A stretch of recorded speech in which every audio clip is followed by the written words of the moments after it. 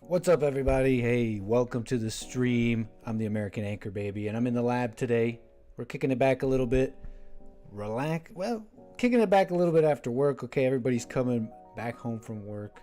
I'm leaning back in the chair in the lab, and we got a little work to do today. So welcome, everybody. Thanks for tuning into the stream. A little late. Had to get some things prepared, finish up some other things, but we're here now. So thank you for tuning in. American Anchor Baby. I'm live on rumble.com/American Anchor Baby, dlive.tv/Gorgonzola. And I have some thoughts about a couple of things here before we get working on the Plantation. I know people want to see the Plantation. It's amazing how much people have donated to see more Plantation episodes and all that. So we're giving the people what they want, and we're gonna work on the Plantation. I do have some things I want to get into though. So I wanna get through that, okay? And if you guys have anything you want to get off your chest, respond, or talk about something else, I definitely have the lines open, and we'll talk. But we're gonna get to work on a Plantation in a second here. Thank you so much, anyways. Appreciate you tuning in, American Anchor Baby. We're gonna have a flight tomorrow, so you don't want to miss that. People have been reaching out to me. I've had some new viewers. It's been cool. A couple people have reached out to me, and they've checked out the show and all that. You may not know, we have a special little flight experience. Look, I'm a pilot. Look, that's my hat. I'm a pilot. Look. I'm a real pilot, mama. Look, mama. No hands. Wait, hold on. We want hands. No tax on overtime, Trump announced tonight. So we got a flight tomorrow. I'll be your captain tomorrow for your flight. We have plenty of in-flight entertainment to get into, and definitely in classic Nick Stream fashion. So many little things out there that I have found in the world that you got to save for a Friday show. You know what I mean? So thanks for tuning in. What's up, everybody? Birdie Bound Brian Harrison, nice to see you in the chat. How you doing? Zenny Point Fire Canada in the house. Kilo Alpha Tango Delighted. 4 Easy. Terry, how you doing, Terry? Bob Chaos. How you doing, Frederick? Kimberly. Welcome, everybody. Cody. Him Diddy. Definitely got Canada in the chat. How you doing, Kaya? Big Nuts. Master War Chief. I always forget about your name. Games for Wreck. Crisis Actor. John Siri. I disavow. I don't want to get hit with $1 billion price, probably little penalty for messing around and giving out my... Anyways, those are not even my opinions. But anyways, everybody, welcome. Great Bowls of Fire. Brutal echo. You guys got echo going on? Hold on. Testing. Test. How am I coming in? Nice and loud and clear. So we're leaning back in the chair, and it's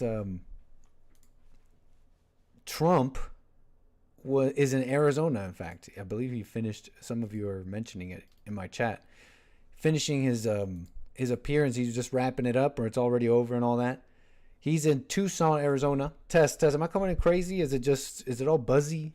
Testing 1 2 3. Anyways, test. So Trump's in Tucson, Arizona, rallying. It's the first appearance since his debate, and I didn't watch it, but they're sharing this clip. A whole bunch of people, and it's from this. It's him in Tucson, Arizona, maybe where he mentioned no tax on overtime, like someone mentioned. But he's saying he's angry. Anger, more anger. The world is an angry place. I always go back to that moment with Trump. The world is an angry place. I always go back to this moment where he was being interviewed. David Muir, in fact. How about a pro football game in the city of Dublin? I mean, if you don't know who I'm talking about, you're going to recognize him in a second here. You know this guy. Ta-da! Who's this guy? Just, that's one of the debate moderators. So, it's all connected. It's all, okay. Don't worry. We don't need to do the connecting the dots meme here. But yeah, this was the moderator, interestingly enough. And the Chad looking male Democrat, what's going on with the white men in America? He kind of handsome, kind of sus. He's just, look, what's up with the Chad looking male Democrats? What's going on? Gavin Newsom. But then he's just like happy to be an arm of the machine, bro. You're an arm of the machine. Do you know that you're barely a person, man? You're like 3-on-1 on Trump. Everybody could see it. Everybody could see it. David Muir, legendary little moment in this interview. I always go back to it. And they said it was dark. Remember, a lot of people, when he said this, the media and others, and even Republicans, continued on this line of attack about him being just dark. He's just dark, and he's not talking about good things. He's talking about bad things. Why? He wants to be president, but he wants to put fear in people. You recognize any of this, huh? You've been hearing these same arguments after this recent debate. You're hearing the callers on my show, Jesse Lee Peterson and other shows, and they're like, Trump has no plan. And in fact, and this is coming from conservative supporters, he has no plan. He's just putting fear in people. So if you recognize some of these attacks, he got a whole bunch of them after this moment. So we're going to have extreme vetting in all cases, and I mean extreme. And we're not letting people in if we think there's even a little chance of some problem. We are excluding certain countries, but for other countries we're going to have extreme vetting. It's going to be very hard to come in. Right now it's very easy to come in. It's going to be very, very hard. I don't want terror in this country. You look at what happened in San Bernardino. You look at what happened all over. You look at what happened in the World Trade Center, okay? I mean, take that as an example. Are you at all concerned it's going to cause more anger among Muslims around the world? There's plenty of anger right now. How can you have more? You don't think it'll exacerbate the problem? He's going Joker mode. I mean, I know you're a sophisticated guy. The world is a mess. The world is as angry as it gets. Well, you think this is going to cause a little more anger? The world is an angry place. All of this has happened. We went into Iraq. We shouldn't have gone into Iraq. We shouldn't have gotten out the way we got out. The world is a total mess. I always come back to this, the world, it's an anger. That's why whenever I talk like that, I'm doing that. I'm thinking of that moment whenever I'm like, Maze. I forget what I was telling Maze. Black people hate white people. They hate them. And it's not even logical. It goes, they could be rich, they could be educated, they hate Maze. That's what I'm thinking of. And there's David Muir, the moderator of the debate just happened. And where was I? He's getting a lot of mess from that. Not unlike a lot of the stuff you're hearing now. So he's in Tucson. He just finished up. And they're sharing this clip. I want to play it for you because he's bringing some of that Joker energy.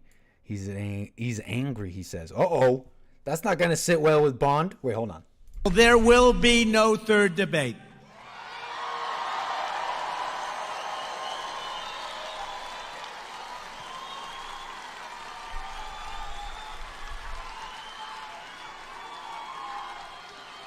It's too late anyway. The voting's already begun. You got to go out and vote. We got to vote. This is going to be the most important vote in the history of our country. It'll be the most important. People said that I was angry at the debate. Angry. I was angry. And yes, I am angry because he allowed 21 million illegal aliens invading our communities. Many of them are criminals. Many are criminals. I'm angry.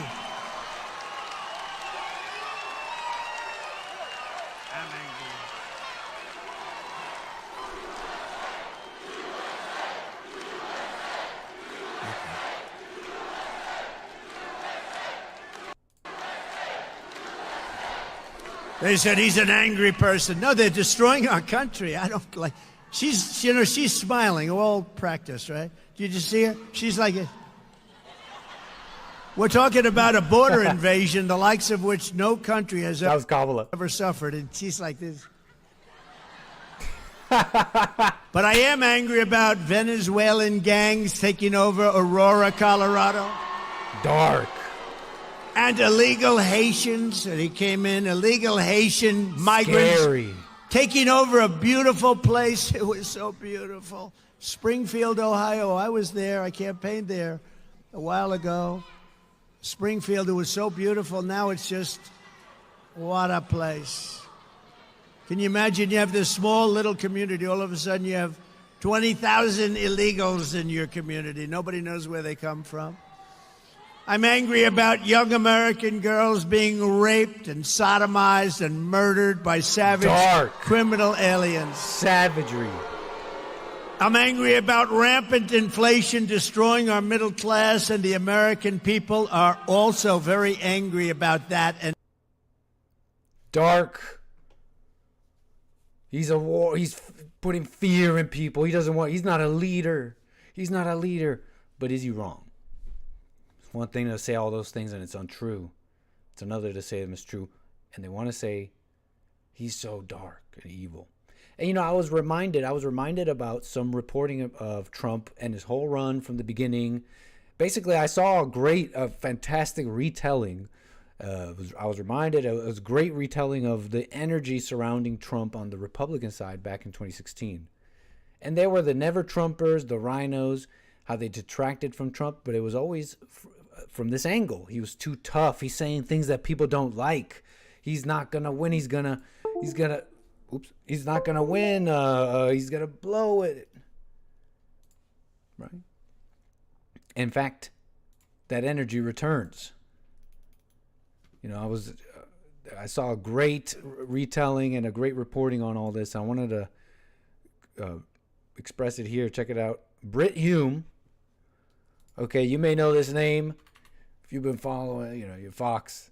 Okay. Journalist, you know, he was with ABC. Anyways, he's here with Fox, been here for a while. He said Trump had a horrible night. Now, look, make no mistake about it. Trump had a bad night.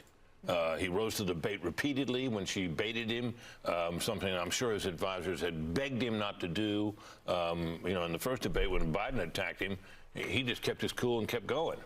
He just kept his cool, kept going. A lot of people praised him for that, but there was a lot left on the table, and he also got a lot of criticism for not going hard enough. You can't win.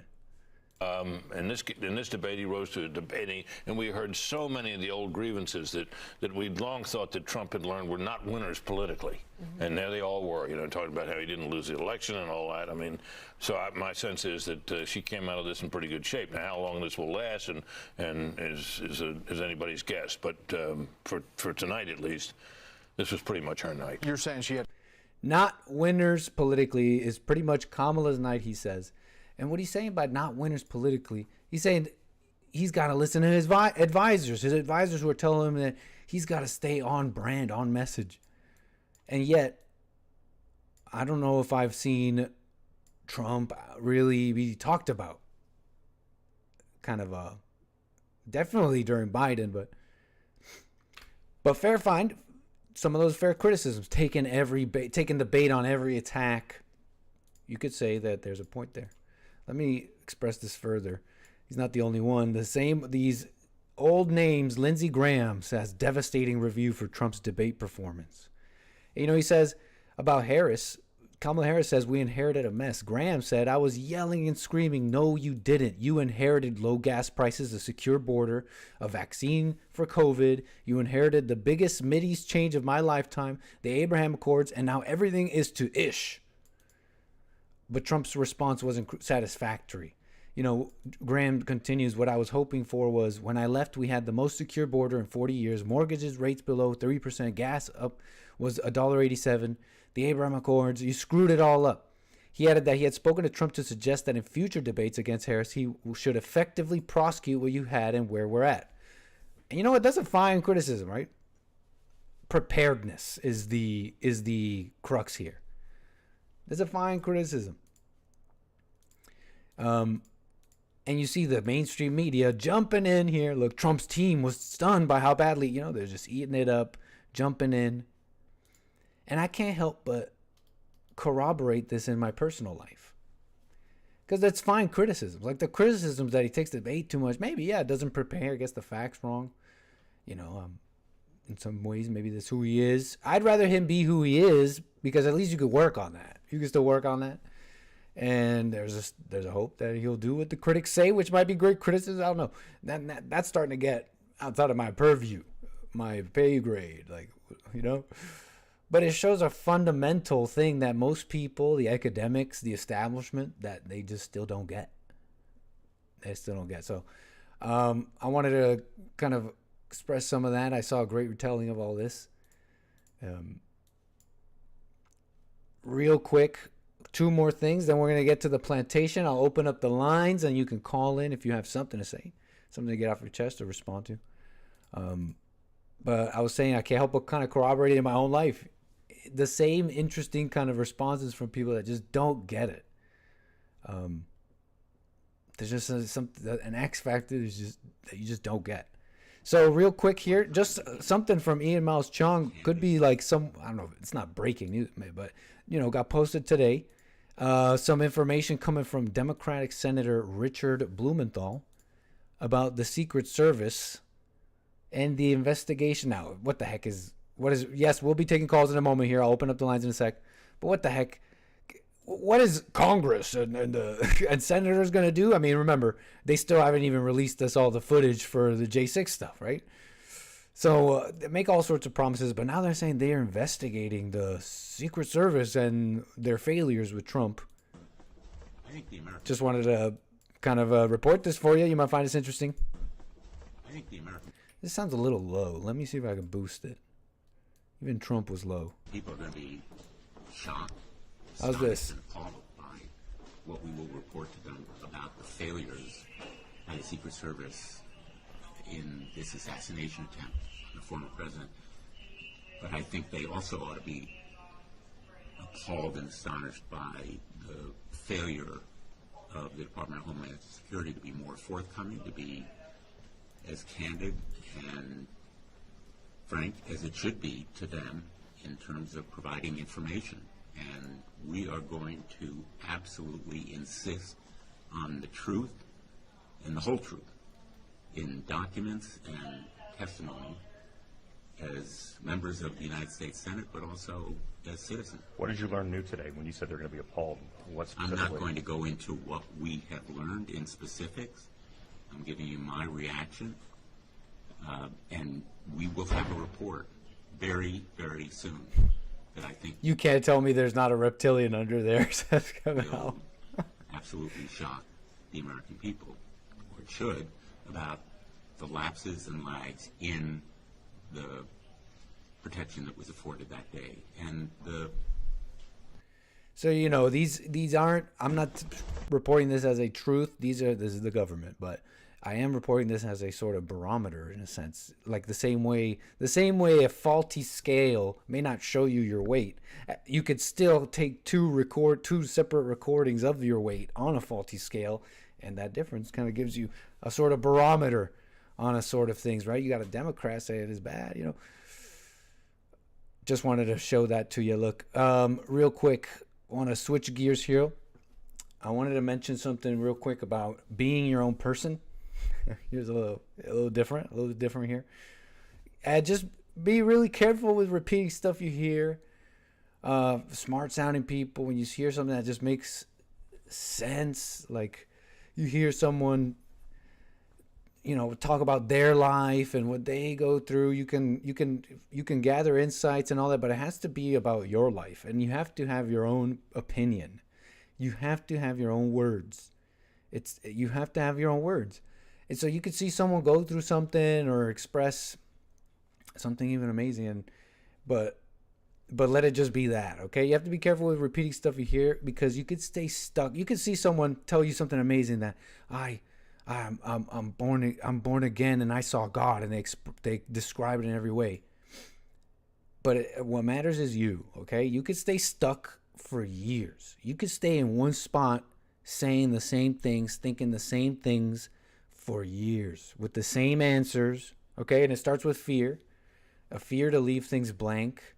That fear becomes a social contagion. You tune into the hive mind, and your emotions become guardrails. Fear of having the wrong answer. And that's the most common thing ever. Have you noticed that's the most common thing in the world? I don't know. 99% of people are afraid of having the wrong answer. Isn't that so lame? Everyone's like that. I trust someone who isn't afraid to be wrong. If they get something wrong every now and then, I trust someone that isn't afraid of being wrong. That's so rare that you come up with your own opinion. You even hear people you really respect. You hear Jesse, but you're someone who just, I'm gonna wait till I see it.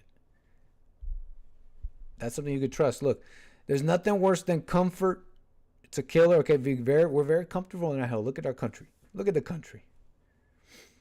So I want to say that real quick.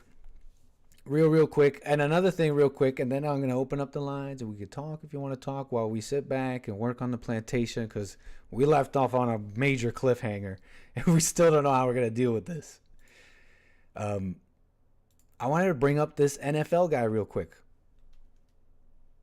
Tyreek Hill. You remember this. No way. Chill out. Dylan. Get him video. You heard all about this. Dylan. You saw the video where he speeds past the police. He speeds past the police and the cop catches up on the bike and he knocks on the window and he starts off already pissed. Why are you knocking on my window? Why are you knocking on my window? He puts it down. He brings it back up. He's totally confrontational with this. This is important. Why don't you have your seatbelt on? I'm sure you saw this. He didn't have his seatbelt on. Okay. He's already confrontational right away from the get-go.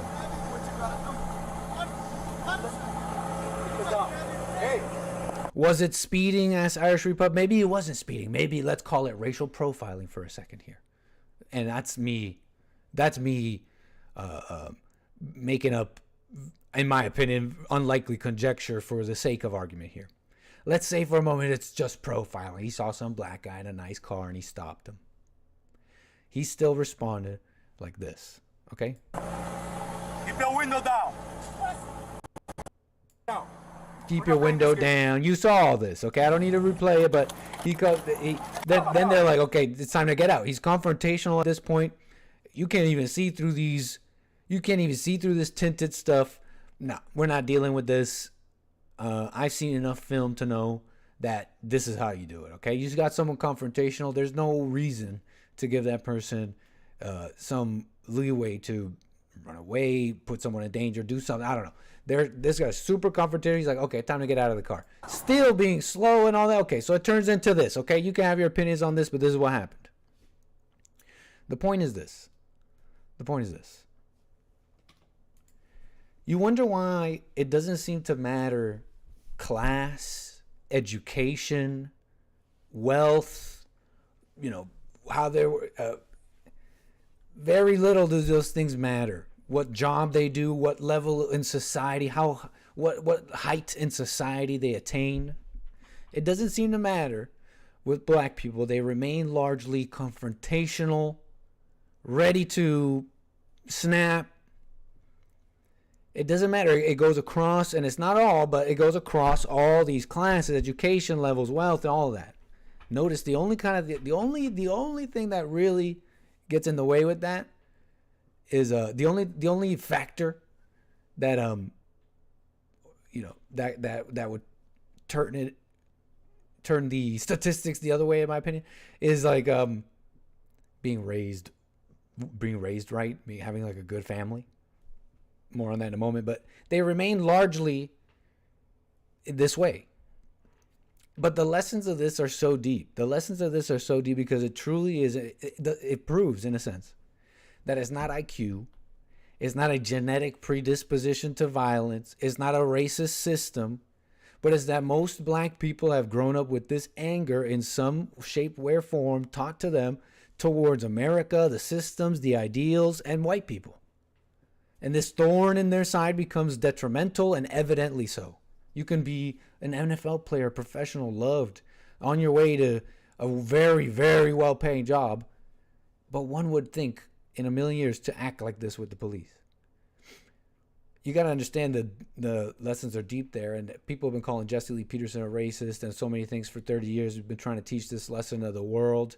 He went from teaching it to the black family to all people, all men need to be rebuilt, because this is the fate of all people who get that thorn in their side, who have that crack in the armor, anger, insecurity, fear. That's the lessons of this. It really is. And because you could look, it's not like, oh, niggas, now Nick is saying IQ doesn't exist, or you could be maybe I don't know what it is, but maybe there's something more violent in some way, shape, or form that I don't understand that happens in the body or something. You could still be that and be like pretty much good. I'm thinking back to what Jesse talks about, the families that were around in his time. Look, because don't they say that? Now I'm going into craziness. Look, but I've heard that even in the slavery times, maybe the black people were more violent, but you could still have a good life. Okay, people want to go to like IQ and stuff. The main thing, because look, the IQ doesn't even fit. You can get smart people, academics. They'll go into African studies and talk about how much white people are a problem. Anger. That remains the deepest lesson. This is the fate of all people, with fear, anger, and that chip on their shoulder. Okay, and money, education, class, all these things won't help. That's the lesson from Tyreek Hill, and what Jesse's been saying it and all that. And just wanted to repeat that because people say all sorts of crazy stuff about Bond, and what the heck we are even about. So those were the things on my mind today. Appreciate you being with me on this fine Thursday, Bible Thumper Thursday. Well, that was Jesse. On this fine Thursday, now it's time to kick back a little bit. We got some work to do. I have the lines open, 844-900-2229. Ready to connect. Click connect to show now. Anchor, baby, you got something on your mind, you're welcome to call in. But we got work to do, so we're gonna kick back a little bit here. We got work. We left on a crazy cliffhanger. Oh man! If you remember, we arrived in the new world with grand plans. With just grand plans here. We've arrived here in this new world. We arrived in the ships we built. We've been through many hardships. And we tried our best to provide the forgiven, our slaves, our workers, our family, with a good abode and food and things, so that I wasn't too happy that they were so unhappy in the other places. There were a lot of hardships, and they were malnourished at times, and so we had a lot of rebellions.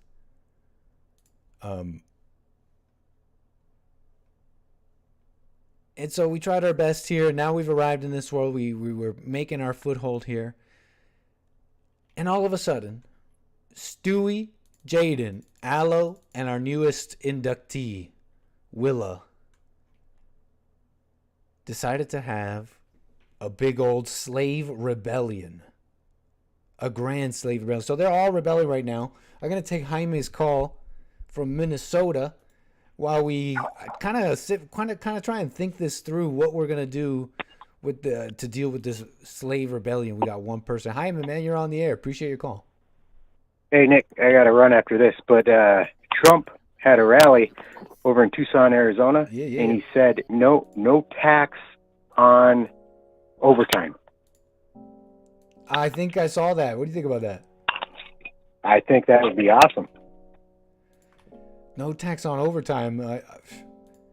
Sounds good, right? That sounds really good.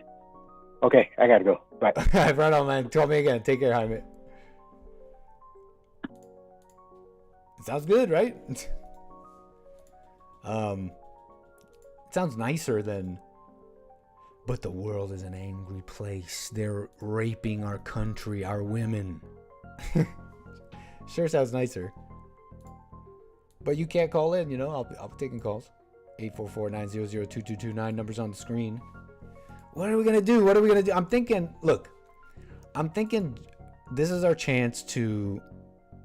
Look, Jesse's armed with his nice Uzi, which has been doing just work. Jesse Lee Peterson's very nice Uzi, which we got from a quest. I mean, it's been putting in work. This 9mm on this rim world, which, by the way, that means like a planet on the rim of a solar system or something like that. A faraway planet that, you know, is hard to colonize. You know, it's not high technology. Okay, it's sci-fi stuff, okay, you friggin' people. Rim world.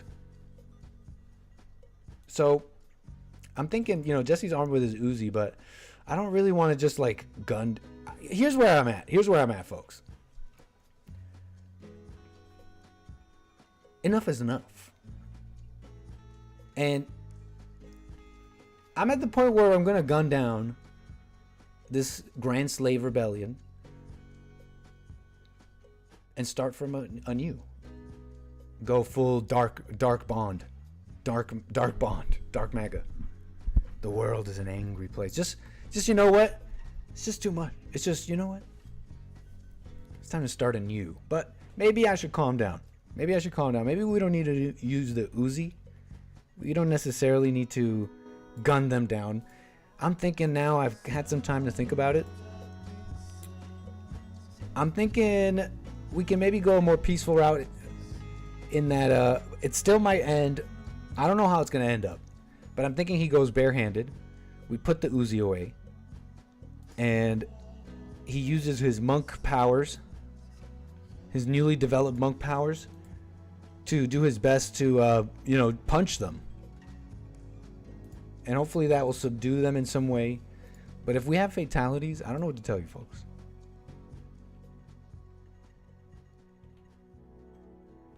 Because, like, I'm at the point where we need to do this. We need to break into the...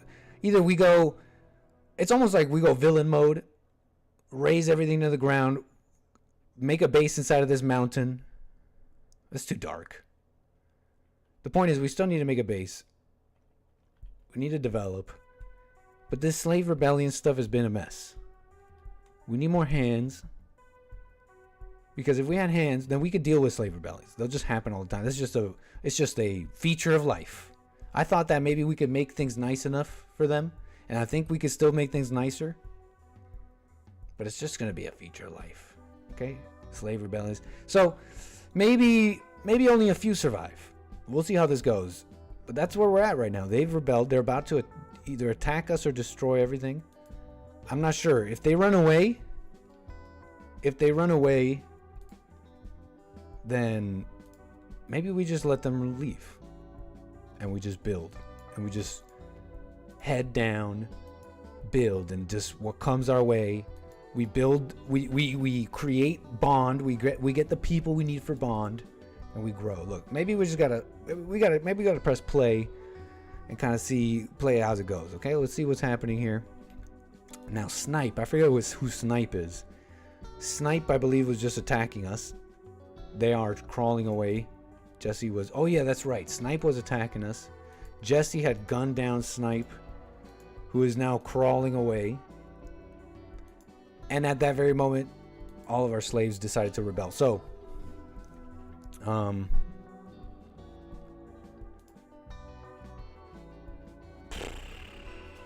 let's see what's going on. What are they doing? What's Stewie doing? Are they attacking Jesse? Because Jesse, I mean, he's got some pretty powerful monk. I think he's got some nice monk powers. I'm thinking we could, oh, let's see what happens. What's Stewie doing? What's Willa doing? They're cooking? Wait a second. I could swear they were doing a slave rebellion. But it seems like they're actually not. Did it glitch? Did it glitch after we saved it? We exited and saved the game. And then we reloaded the game and now they're not rebelling? I think that's what's going on. Oh man, I don't know what's going on. Okay, I'm gonna sign some work and see if they start working. They don't seem too happy though. Their names are red, which I believe means they're rebelling. Okay, do we have food? It seems like we have food, so they're happy. They're not gonna be malnourished.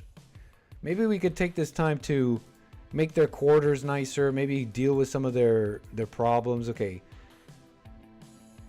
I mean, they have what they need. They have a table. I've given them what they asked for. Let's see. Jaden, what does Jaden want? They're soaking wet. They have minor pain and ratty apparel. I mean, just get out of the river. We'll get them some clothes. Okay, we could do that. Aloe, who's always apoplectic without his drugs. I mean, we have pot now, don't we? Do we have pot? Maybe things are okay. Pot. Do we have pot? Pot. There's the pot.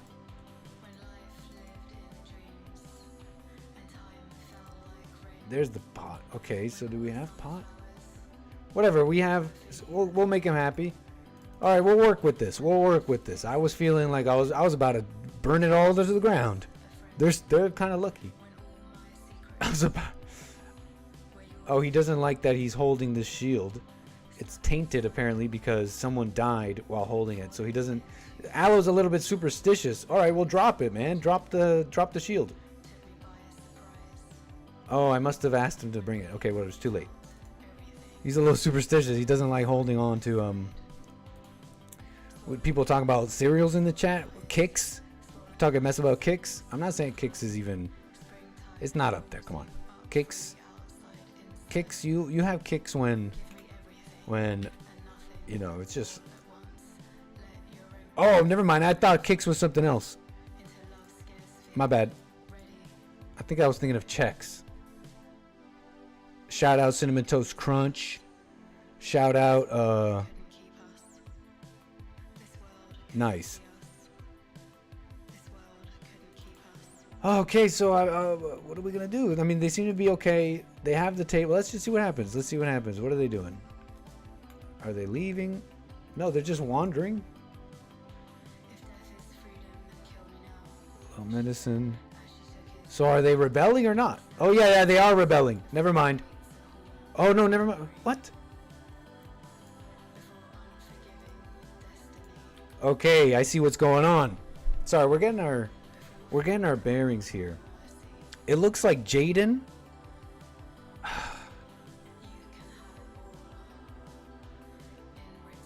Shout out Mr. Pink with the pocket pick red berries. So Jaden is attacking Tony number 3, which I think we need to rename into Sandy. Because we named Tony 3, originally we named him Sandy. But then I was like, why are we naming him Sandy? Who's Sandy? It's like I totally forgot about Mr. Sandman, Hassan's dog.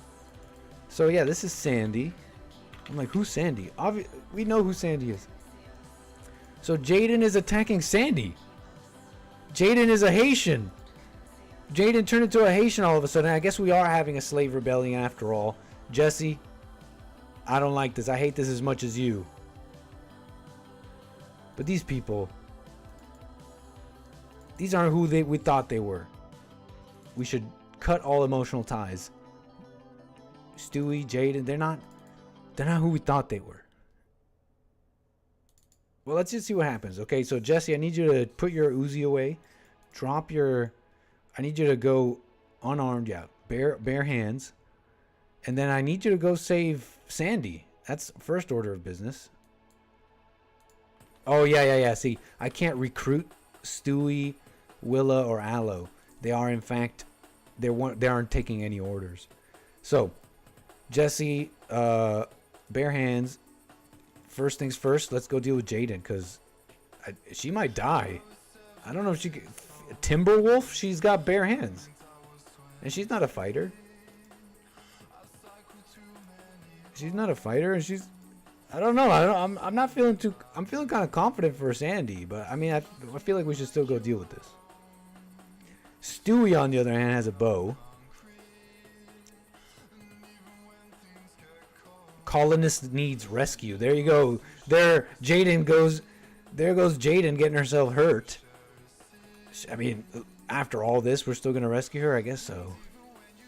I mean, we have to forgive 7 times 70 times, right? Like the Bible says. So Jesse, while the other 3 give chase to you, trying to kill you, make your way and save Jaden from her poor fate. From her poor, pathetic fate that she put herself in.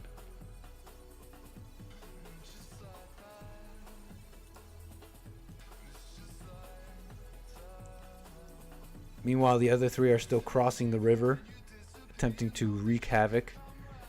Jesse is saving Jaden's poor, pathetic life. Okay, Jesse, now I'm trying to handle these boys. And you're going to use your monk powers or something. What can we do here? Should we do Tiger Strike? What is this?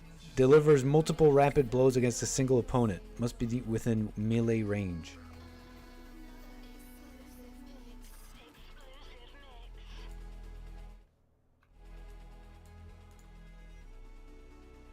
Alright, so how are we going to handle this? Stewie's going to shoot us from afar, but I think we could take maybe a few hits. Let's see how this goes down. Or maybe we can lure them into the tunnel of death. That'll surely kill them. Okay. I guess I am kind of being merciful. Let's see if we can Tiger Strike. Jesse does not have enough chi. So then gather chi. How do you gather your chi? Gather your chi.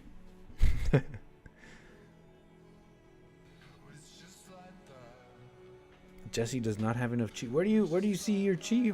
How do you get more chi?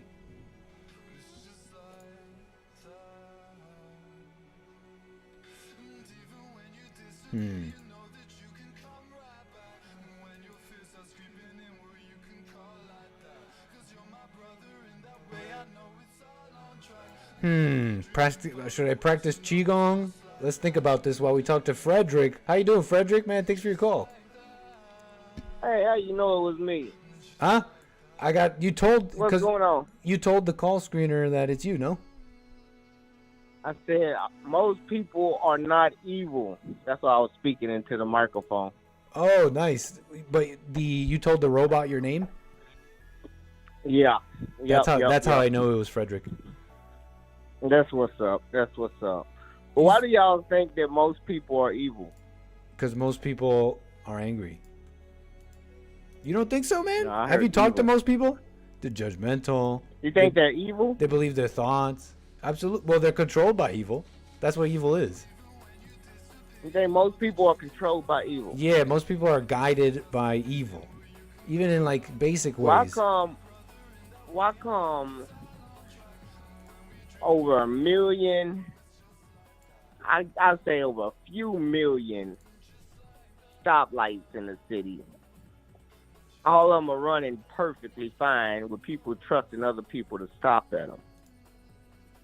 So I don't see how people could be evil if most people obeying laws and not out here running the stop sign. That's your proof? Seems like evil people wouldn't care. That's your proof? That's a kind of a low standard, don't you think? Proof. Yeah, we all got to trust people to drive. That's kind of a low... So people stop at lights and aren't just running people... So because people aren't just wantonly running lights and just running people over, that means we're good. Yeah, majority of people are not committing crimes. That's kind of a low bar, Frederick. How bad is life become around you? How bad are the people around you that to you, just because they're just simply they're not running people over, Nick? That means they're good. That how low have people become around you that's your standard? How low have people come around you that you just say they're evil without the proof? No, I mean the proof is in the pudding. I mean I'm only ever talking about things I've seen in myself. I'm only ever talking about. It's never a holier than thou thing. Most people aren't locked up. Notice how he likes to switch the conversation. But go ahead. What were you saying? No, you showing me proof. You saying it's in the pudding. Where's the pudding? That people listen. That people are guided by. For example, people are guided by their emotions. Show me the pudding. No, for example, people are guided. For example, people are guided by their emotions. That's evil. Show me the majority of the pudding of the evil. The majority of people are guided by their emotions. What evil deeds? What evil deeds are they doing, Nick? Folks, I'm literally talking, and you won't let me. You said they're guided by their emotions. Somebody else call me. The second you call me, I'll take your call. But nobody else call me, so I'll talk. But the second you call me, I'll take your call because it's like we don't have to do this. We do not have to do this. But I'm telling him, I'm trying to tell him that people are guided by their emotions, for example, and that's evil. Yes. People who are guided by their emotions is evil. Correct. You have no proof, or you're just gonna say people who are guided by their emotions are evil, even if they don't commit any crime. For example, people are guided by their emotions. They are guided by what feels good and what feels bad. That's evil. How is that evil? You may disagree. You may not see it, but they were guided by that, and they're driving a car, with the car running light, if they're guided by evil. That's what you say. Their but like, emotions are you're saying they're guided by good, evil. but you just don't know that. They just don't want to break the law and go to jail. That's not good. This is what I mean, folks. It's like a low standard. We all have a really low standard, and it's because of the things we've been taught. It's because of the things we've been taught. Evil cares about the law. Do you have another question? Do you want to say something new, or do you have a question for me? No, I think. Do you want to say something? Because I got another caller. I don't have to do this. Do you want to say? I'd like to answer you though if you have a question or you have something new to say. But because you lost that one. I would. You may disagree. I'd like to answer you. I'd like to maybe express it.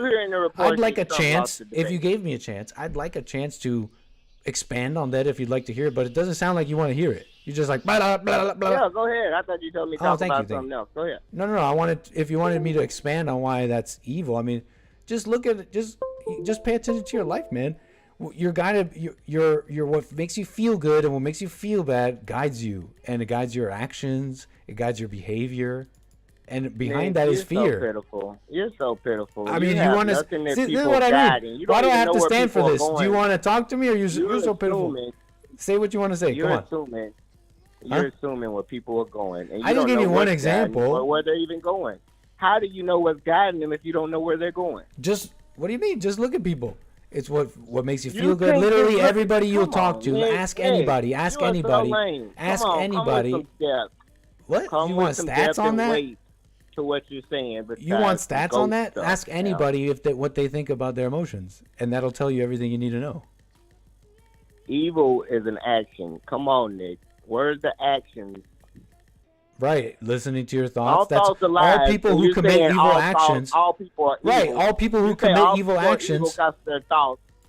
All people who commit evil actions were guided by those very same emotions I'm talking about. Think about the worst killers you know. Think about all the worst crimes.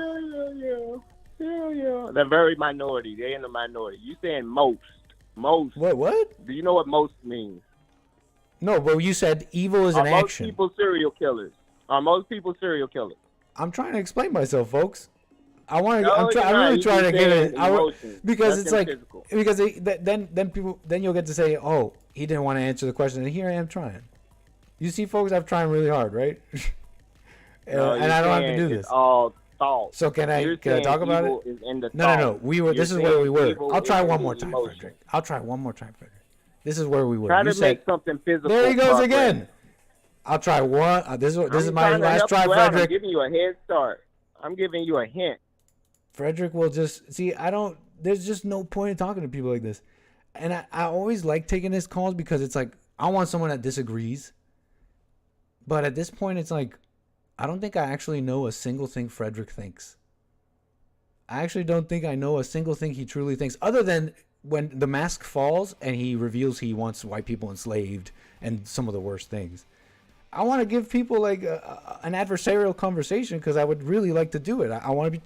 There's some things I need to work. Like for example, I was just telling him about how people are guided by emotions, and it's like there's something there. Like maybe we work it out, but he doesn't want to talk, and maybe there's something I don't get. So I got like calls are coming in, and we just don't need to do that if I have all these other callers who actually want to talk. So, bye, Frederick. Because it's just pure adversarial, like at this point, you know what I mean? Like, I really want like someone who wants to talk. I got Kaya. How you doing, Kaya? North Carolina. Hey, Nick. How are you? All is well. Nice. You said that if anybody called, you would get Frederick off the line. So I thought it was my duty. I appreciate that. Get him off the line. Yeah, it's my pleasure. But I thought it was funny that when you were trying to talk, he resorted to a childhood method of just kind of going like, blah, blah, blah, blah, blah, blah. I can't hear you kind of thing he was doing, but he was saying like a funny sound. And that right there alone shows you like when you're making your decisions emotionally. Because a grown man, and I don't say this like in a shady, combative way because I don't like to argue with men, but a grown man has no business calling a public forum, and then when he can't get his point across, he decides to la la la la la la la la to, you know, to make you not be able to be heard. That's emotional. It's like that's pure emotion. It's like we don't have the audience doesn't need to sit through that, right? Right, and it's emotional. It's rude. Right, it's not helping you drive your point. There's no logic in it. So if it's none of those things, it's purely emotional. But his point seems to be more on, okay, if people are evil, why aren't they breaking the law? But lawlessness doesn't mean if your heart is clean or unclean. You can break the law and have a pure heart. You could be breaking the law and doing something that doesn't necessarily kill anybody, but it was still against the law, but it doesn't mean you're being guided by evil. It could be something that you just had to do in that moment, and it just happened to be against the law. That is an interesting point. That's not even really... You know, that's not even really like a valid way to drive his point. And then he's trying to tell you, prove it, prove it, prove it. But then he doesn't have any proof either that what you're saying is wrong. Yeah. And it's not like, and so like, he's like, prove it. And I'm like, you know what, Frederick, I appreciate someone asking me to prove it because this is something a little bit more difficult to prove in a sense. So if someone were to ask me that, honestly, I'd be like, you know what, let me work this out. Let's have a real conversation. But I feel like I gave him many chances, but he wants to just kind of derail. So he doesn't actually want to hear my answer. And so I realized that he doesn't even want to hear me out. And yeah, no, not at all. I love what you're saying. Can I just add to this? Yeah, I'm sorry. Real quick, what's important about what you're saying is because it reveals how people see good and whose God Frederick is. So basically the government can tell you what's morally good. You know what I mean? Like they can tell you who has a pure heart simply for following the law. So they're suddenly the arbiters of who has a pure heart. They're God, apparently. And I see it even a little bit more like on another level because a long time ago, I used to be like kind of into the whole, you know, white people are this and that, and they made a corrupt country, you know, all this nonsense a long time ago. If he is measuring his whole view on laws and lawlessness while also still believing white people are evil and they owe black people something, etc., and the white people are the ones who created this whole system of laws, how are you making that the measure of good versus evil while also hating the people that you believe to be ultimately evil? So that doesn't make sense either. If you know what I'm trying to say. Totally. It's purely adversarial. It's just like, let me try and get you. So I don't you know what adversarial means. like it's not. Oh, sorry. I'm trying to say that it's purely for the sake of being just anti-me or anti-Bond, anti this person, as opposed to having a true gripe and a real argument against. Right. It's like it's purely like, how can I use this against this person? Exactly. I don't even believe in this country, but I don't even believe in forgiveness. But how can I tell the Nick's audience that he's angry and use it against them, kind of thing? Exactly. And so, you know, I don't want to spend too much energy because, like I said, I'm not trying to shade Frederick. You know, I don't care one way or the other, but I do find a lot of his talking points to be contradictory, and also kind of like they're hard to follow because they don't really make sense. But to him, he's so convinced. And he can argue them well, and it kind of reminds me of my brother. Like, as long as you're the loudest person and the most burly person and the most intimidating, and I'm not saying he is, but as long as you come off that way, you can get people to back down, and then now you seem like you have quote-unquote won because you scared them out of what you call making a point or proving it. So you can almost like see the ego getting puffed up in, you know, when he's calling in and he's making all these erroneous statements. and then going, nah, nah, nah. You can kind of see it. Like, man, he is hype off of this. He's getting high off of it. Totally. He loves it. And it's like, and you pepper in true statements, and definitely when you mire them in mystery, you start sounding smart. But unless nobody who's unclear is really smart. If you're just like quid pro quo, say like, you could say things that are factual, but if the person you're talking to is not getting it, like, you're not actually that smart. You're just kind of, whatever. But you know what? There was a good question, and I want to see what you. I want maybe you have some thoughts on this to expand on this, because viewers who maybe don't know might find this interesting. And if it was a good faith question, it really is a good question. Prove it, like, or her statement, like, what's your proof? Like, how can you, Kaya, maybe describe evil in a way that people aren't getting, in a way that people don't get? You know what you see what I'm asking you? Well, and not necessarily the Bond answer, but I was getting at how, and for example, is just an example how emotions, people who are guided by emotions they're being guided by evil. I mean, is there anything you can add to that conversation on someone who may not get it, or etc.? Well, I can only say that, because I work in a restaurant, right? It's an old story. So I work with a lot of women in the one that I'm at now. And certain women sometimes will come up to me and they'll ask me questions unrelated to work, because they will see how I'm handling situations. So they might come up to me and they want to ask me for advice or, advice on something. And I'll go into my response for them, and it's completely opposite of what they probably got from their mom and their team members and everybody else. Certain ones of them will just blow me off and be like, they're not feeling anything what I'm saying. But other ones will stay a little bit longer, and they'll have another question, and then another question, and then another one. Now, I'm not saying they're waking up in those moments, but the people that want to know, I can see it, and then I spend a little more time kind of spoon feeding them and talking to them. But the ones who don't want to know, I don't waste my time. So if somebody's going to ask me, well, how can you prove there's evil? I would just have to come up with whatever example in that moment. And then if they see it, they see it. But I don't know if I have like some kind of answer that makes sense outside of the moment of when you can see evil in yourself. Yeah. I hear you. Not even that deep. Just when an example of sorry how... to cut you off. No, go ahead. Go. I cut you off. Well, right when he got on the phone and he asked that, I put in there, I said, don't even waste your time, because Frederick can't see. So Frederick can't even see outside of physical, and whomever else. If anybody's asking me certain questions, most of the time I can gauge, like, do they actually want to see it, or are they just trying to argue? And I've been really trying to lean into the whole, like, don't argue, don't take a side, not in a running away kind of manner, but if they really don't want to see, I'm not going to try to prove it to them. Totally. I'm just going to say, like, well, look at yourself. Look at everything you did today, and what was it motivated by? And that's how you'll see. Totally. But some people want to see, and it seems like those answers come to you in that moment for those who do want to see. So I don't know how I could answer that for a person like Frederick who.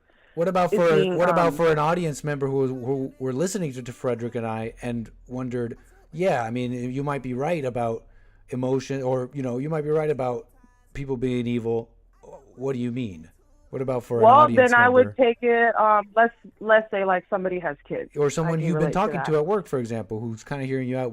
How would you maybe describe to them maybe an example? Was a girl, perfect. Yep, there was a girl I worked with. And when she first started, she was going through like little situations where her mom, she's 19 years old, but her mom would be calling her, what time are you getting off? Hurry up, hurry up. Just real black mom, aggressive kind of vibe. And when she would get caught up in those moments, I would just talk to her and I would let her know, like, do you see that you're getting overworked right now? Do you see how your attitude is changing? Do you see how that one phone call kind of switched your whole mood? And then I would kind of point out to her, like, that's just emotions. Those are just thoughts. None of that's actually happening. And she would listen to me. Like, she would make direct eye contact. Sometimes she would cry. She'd start crying, and I go, do you know why you're crying? And she goes, I don't know why I'm crying. I just know that what you're telling me is the truth. And then we would just kind of work through it like that. So I don't know if that answers the question. No, but that's it's so like good, because she's not a criminal. She's not going out and killing anyone. And there she is A No, perfect she's just a example little of someone tiny- being influenced by evil itself. How can you explain that Right. any other way? Right, and the You're evil absolutely that correct. her mom brings onto her, she brings it on her shift, because now next thing you know, she's copying attitude, she's Yep. frustrated, she's this or that. Wow, And so because true. I've had previous conversations with her, I can connect her and say, hey, are you still here in the restaurant? Did you leave? Are you in the car with your mom? Like, where did you go? Think 'Cause about- a minute ago you were fine. And so I'm able to Yeah. relate in that way. Think about I may not use frustrated words people like for a second. Yeah. Just frustrated. How many frustrated people you know? They're not criminals. They're not killing anyone, but that is a lot of people. And people may not get it, Exactly. but those people are being influenced by evil, and they love being frustrated. They like talking about their problems. You're going to tell me that's not being influenced by evil? But I get it. People have a low Right. standard. They think that, they have a low standard. So, It's like we think evil is an action. right. We think it's an action. We don't realize that it's a state of being. It's a spirit. It's something Bingo. above us. Even now, today, all this time I'm waking up, I'm this, I'm that, whatever. I still have moments where I have to stop myself and go, man, that was straight evil. That wasn't even me. Or if the thoughts take me away, when I come back and it's been 2 minutes and I'm all like in fantasy land somewhere, the revelation will come and I'll go, damn, I just got taken away with evil. I didn't go do anything I thought about, but the thought alone and where it took me was enough.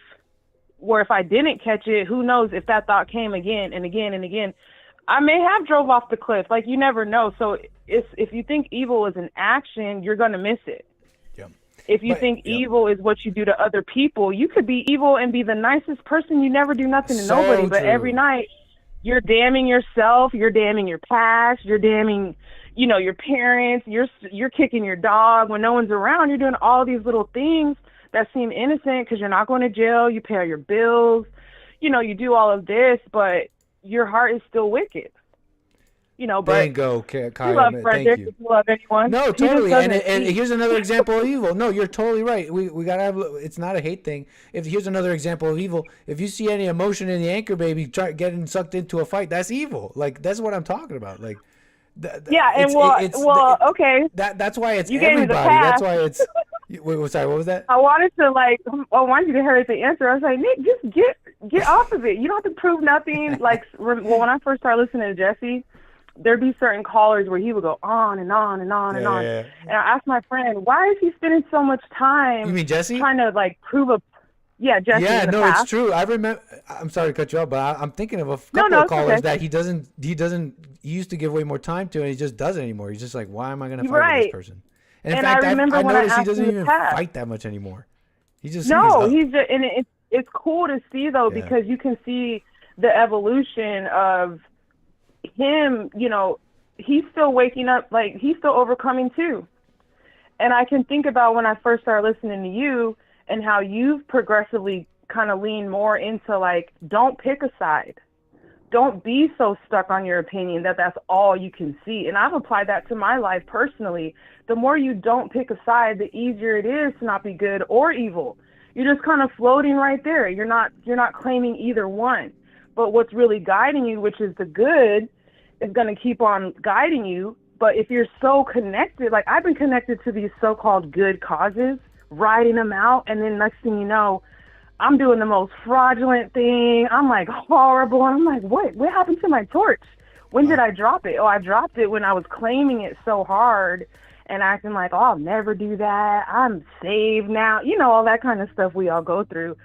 But the more you kind of just be okay with other people being wrong about what you said, I see it's easier to not be emotional, not be so opinionated, not be so harsh, not be so, what's that other one? You can be passive. Because I'm still learning how to not be so passive, how to be like, okay, this is wrong. I got to say something. Who cares about all the extra crap? Just say it and move on. And the more I keep going towards that and leaning into it, it's getting easier and easier and easier, Wow, to be in those kind of situations. Kaya, thank you so much.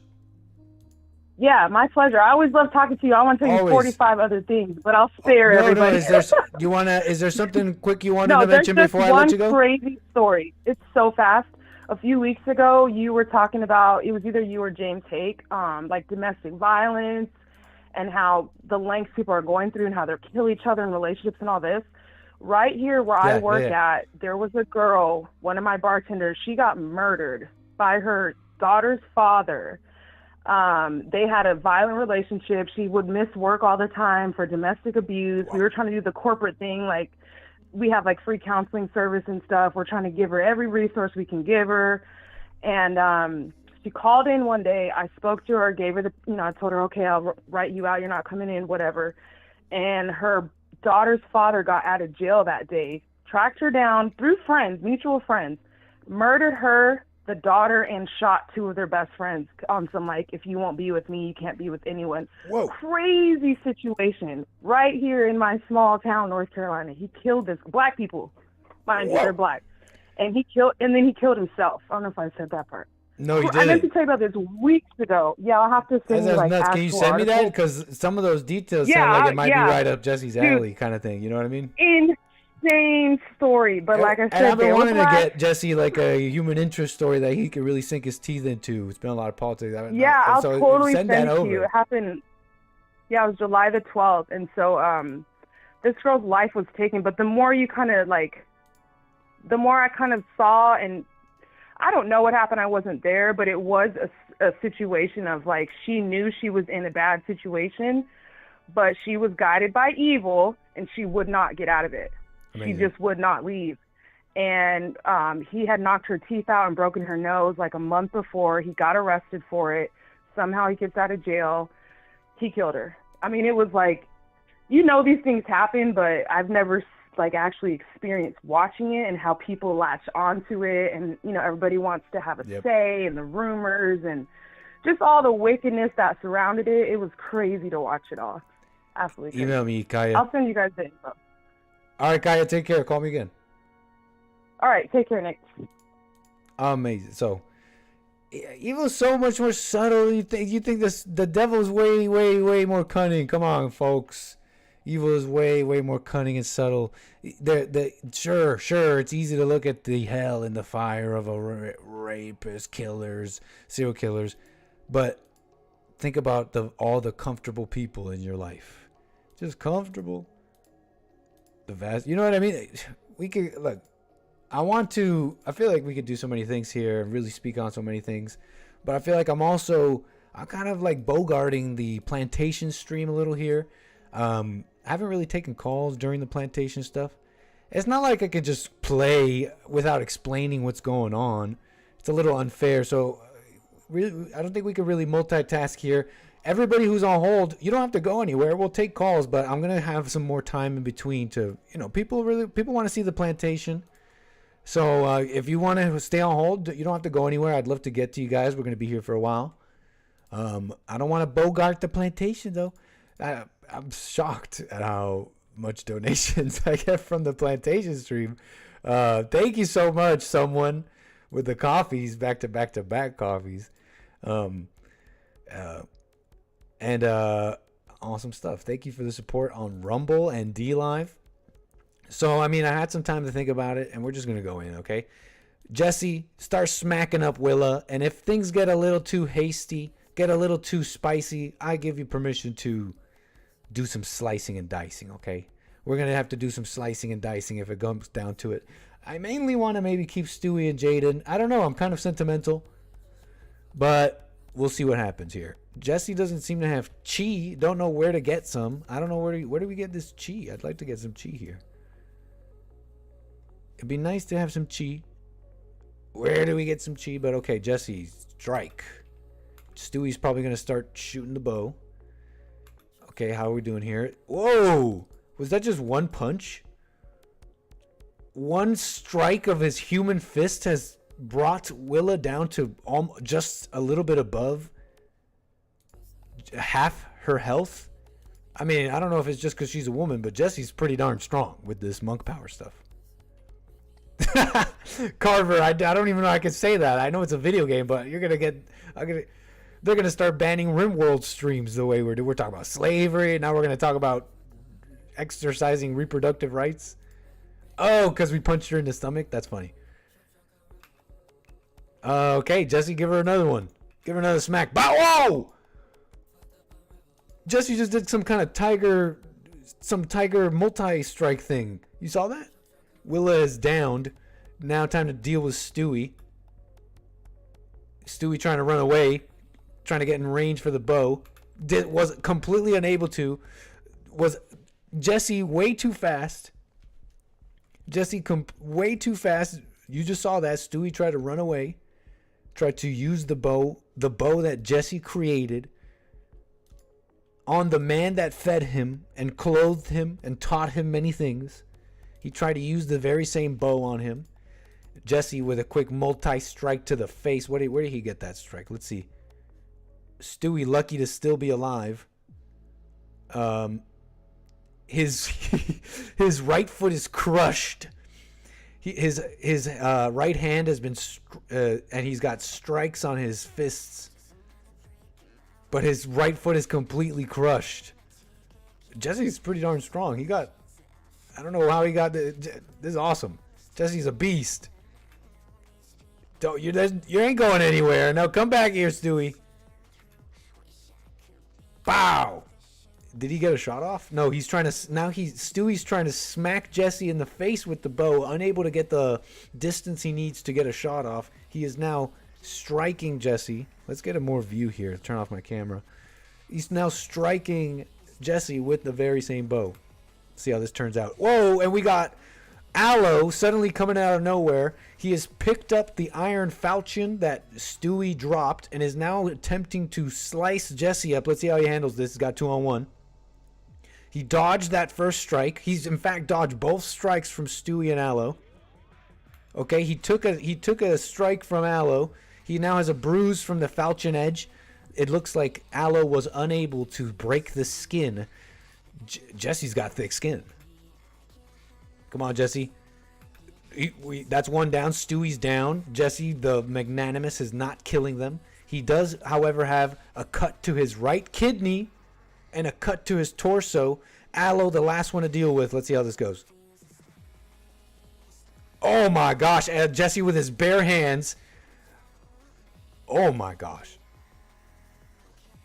Oh my god. It seems Jesse, with his intense might, actually has cracked Aloe's skull.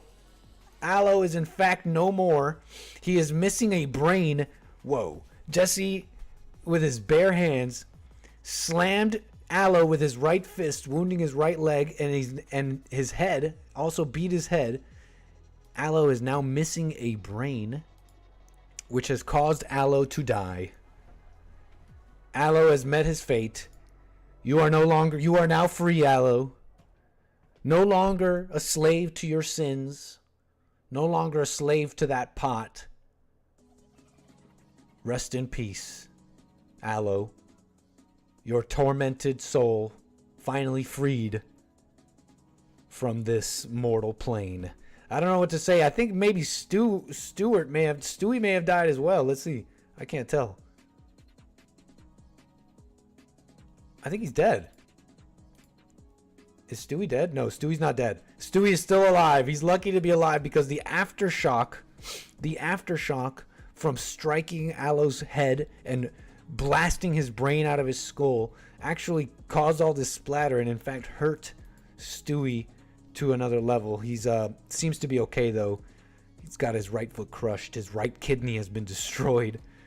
You guys want to see more of this combat log? How this went down with Aloe. Jesse slammed Aloe in the left leg. He beat him in the torso. Aloe hacked Jesse in the right leg and the right kidney. He slashed Jesse in the right kidney. He definitely tried his best. How's Jesse holding up? Jesse is okay. He's got a little cut to his right kidney. It's kind of nasty.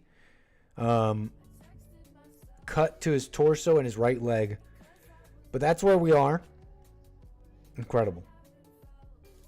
Let's get okay, so how are we gonna do this? Because when I came into this, I was ready to raise hell.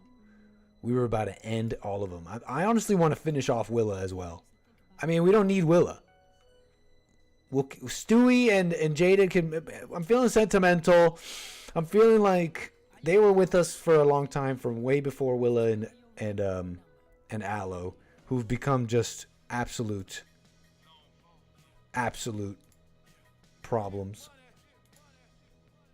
Yeah, what do you guys think, chat?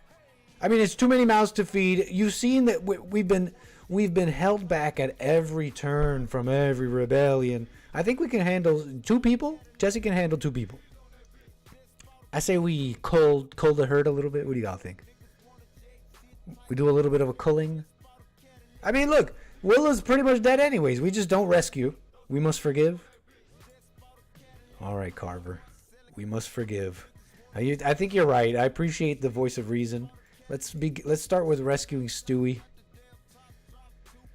Sorry, I came into this with the black pilled a little bit, but we could do this. I think with just Aloe gone, we'll already be kind of in a good spot. With just Aloe gone, I think we'll be okay.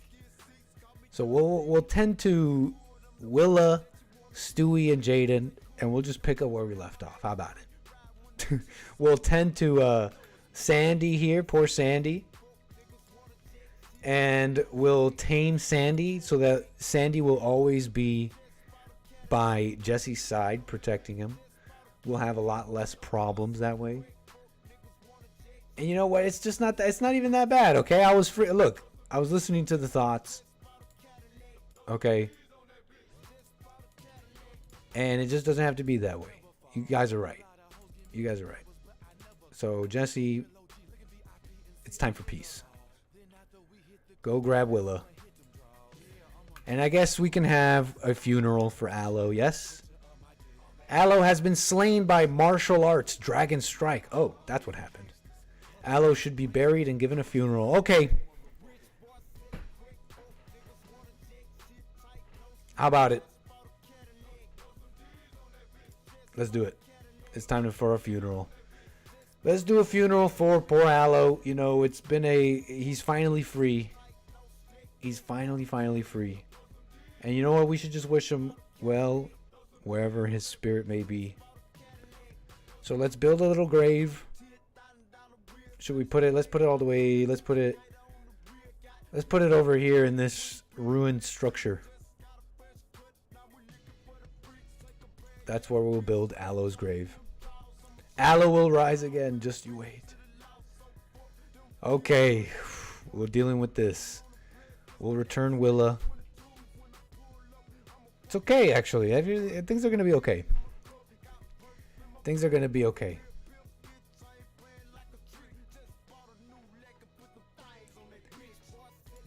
Little guinea pig. You know what? Let's start planning for what we were going to do. We got food going. I mean, the quarters are nice. Let's kind of how about we make a nice flooring? How about we give them a nice flooring? That might make them happier. Let's make them nicer quarters. I think that might make them happier.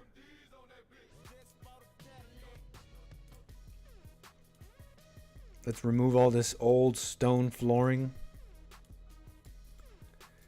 All right, Jesse, tend to yourself. You may be kind of hurt. Your kidney needs tending to.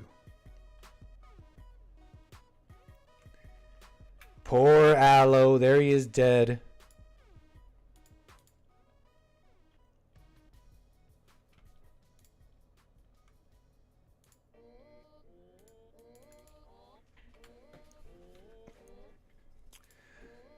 We definitely want to reclaim that bow, that sword. Let's see what happens. Poor... Oh, no!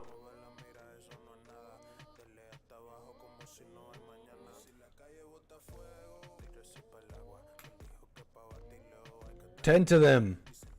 Tend to them.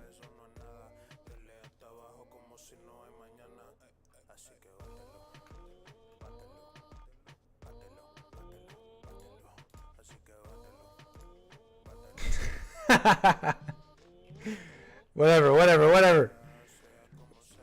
What's he doing?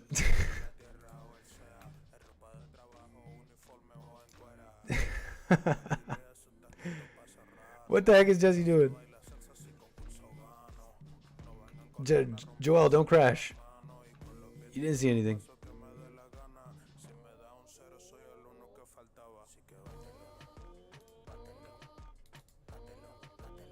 Y'all didn't see nothing. Yeah. All right, time to have a funeral. Is everybody healed up? Are you awake? It's time to have a funeral for poor Aloe, who's rotting away. Seems to be rotting. There's his body. Poor Aloe.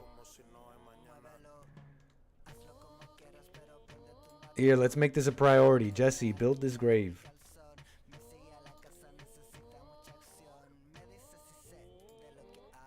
Willa has gotten sick from infection. Let's make sure that we can give them care.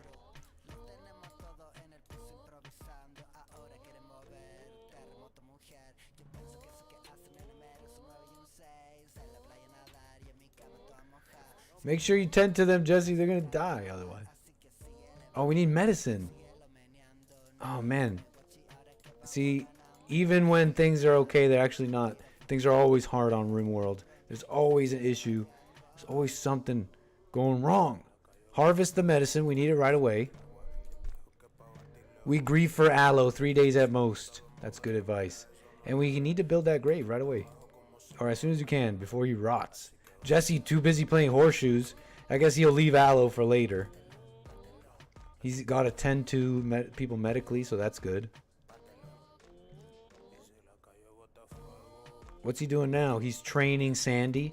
I mean, I guess there's more important things than dealing with the rotting body of Aloe. Jesse's heartless. But Jesse's not guided by emotions. You know? He's got to do what he's got to do. And right now he's hunting a guinea pig? Do we really need to do that right now? Let's stop the hunting. Wildlife, okay, yeah, you don't need to hunt right now. You don't need to tame anything right now.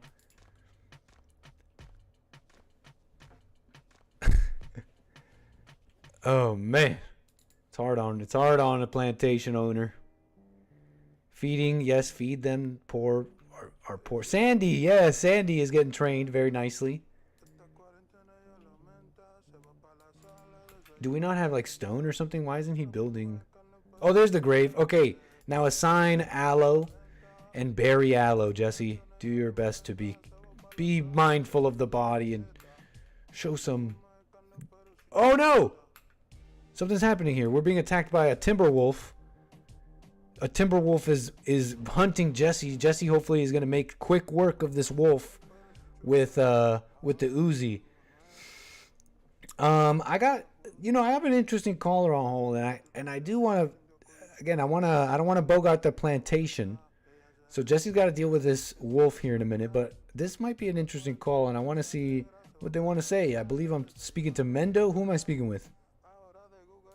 Hey, yeah, Mendo, you got it right. What's up, man? How you doing, Mendo? Thanks for the call. How you doing? I'm doing well, thank God. First time caller on my show? It is a first time caller. It's my second time watching. I watch JLP every day. Mendo, can I ask you a favor before we continue? Are you on speakerphone or away from your phone? I'm on my headphones. Would it be better if I went on my phone? Let's try it with the phone. I think you'll come in clear. Okay. Mendo, appreciate your call. How you doing?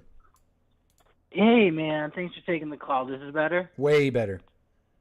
Okay, perfect. Good. Okay. Yeah, first-time caller. Second-time listener. Hey. I usually watch JLP, but I'm busy at night. Very cool, man. Thank you. Yeah. So, okay, the subject of anger. So, I've listened to JLP, and I have forgiven my mother, right? Mm-hmm. And I really, I forgive her because, I realized that she has her own, she's living in her own hell. Which, wasn't her own choice. She had a terrible upbringing, things like that, and she just can't get over it. She's stuck in it. And so I forgave her. It didn't go well. She was like, "You're forgiving me. I should be forgiving you." But yeah.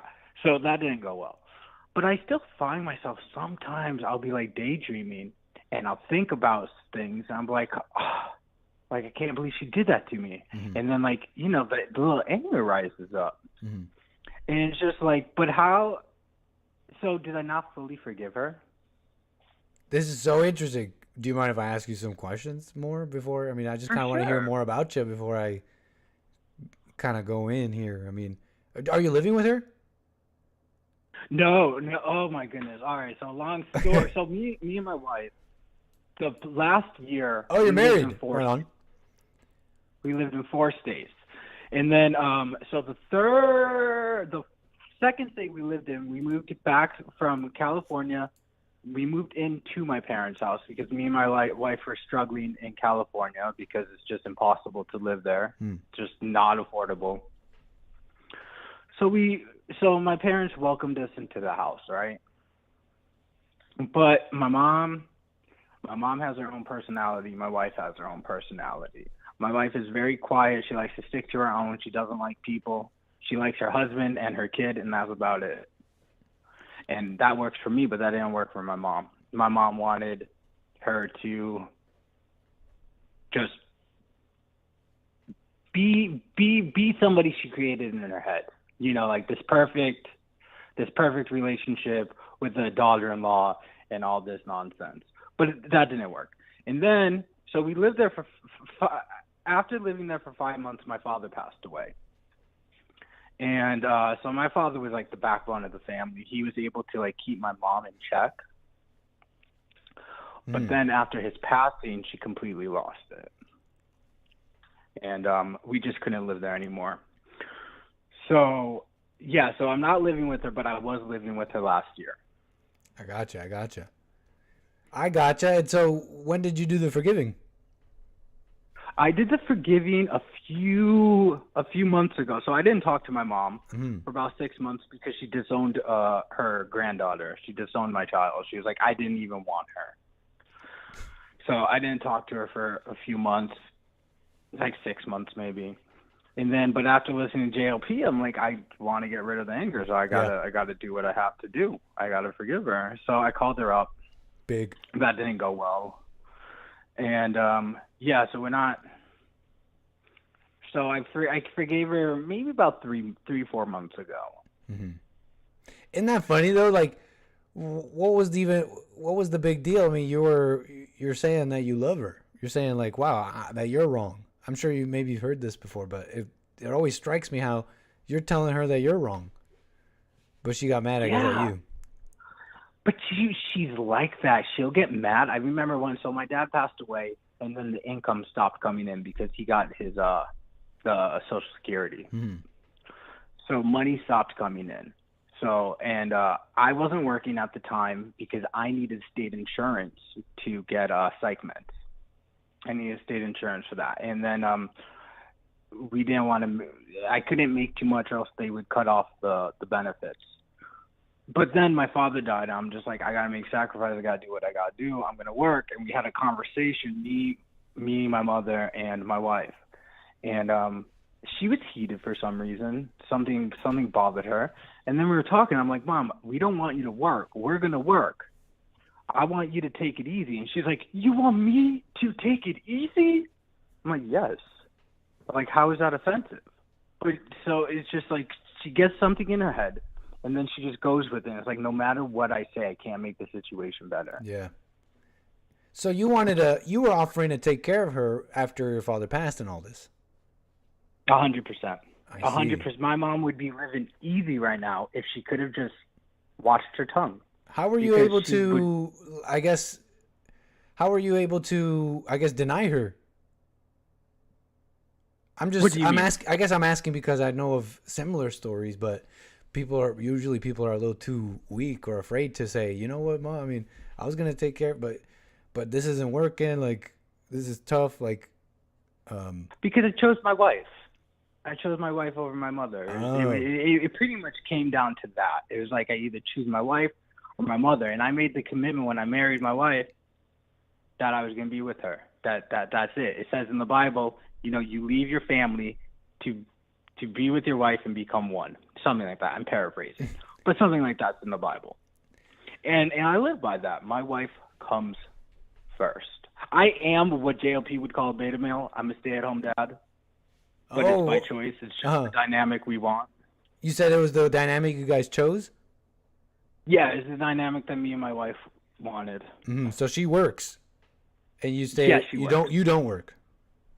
I don't work. I stay at home full time. Oh yeah, and how did that come about? Out of curiosity, it's not something you hear about every day. Oh, how did it come? my wife is just such a good woman. She just wants, because I had a pretty rough upbringing. I had a very rough upbringing, like with abuse and things like that. But yeah, so she's very nurturing. I hear you, man. So that's so fascinating. I want to ask you more about that. But can I real quick? Can I real quick comment on anger and your mother and your nerve? I mean, I'm hearing out your story, and it's like, damn, it's so true. I guess it's true. This happens with like every mother. It's literally the same. The spirit is the same in every family. I've heard it over and over again. The mother gets involved. Huh?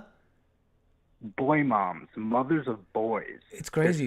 So can you describe, and without being personal or saying anything you don't want to say, can you describe one of these moments, what you're thinking about that gets you kind of mad at her and she's not even there? I'll just think about like when she like slightly betrayed me or something like that. Just something like, even just like childhood, dude. You could think about your childhood. I'm just like, so like, I wasn't getting along with her when I was like 13 years old, so I moved in with my grandma. And it's just like thinking about things like that. And I'm just like, how could you do that to your son? How could you do? But then, you know, I catch myself. I catch the anger. I catch me feeling sorry for myself, I guess you could say. And I catch it. And I'm just like, no, dude, she is just who she is. Like, that's who she is. You just and what is it exactly that you're catching? Have you thought about that? It's anger. It's literally because it doesn't. The anger hides, dude. It disguises itself. But what triggered it? Like what kind of like what was its vehicle? The anger's vehicle? Sure, like in your mind, like you caught something. What is it exactly that you're catching? Oh, that's a great question. So I'm Jewish, and we have this concept called the �𝒐𝒄𝒊𝒂𝒍𝒔. We don't believe in the devil. We believe in a thing called �𝒐𝒄𝒊𝒂𝒍𝒔, and that means the evil impulse.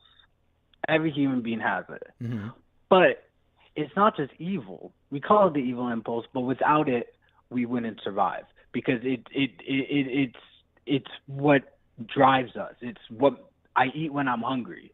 But, you know, if you eat too much, if you're a glutton, it goes the wrong way. The evil takes over.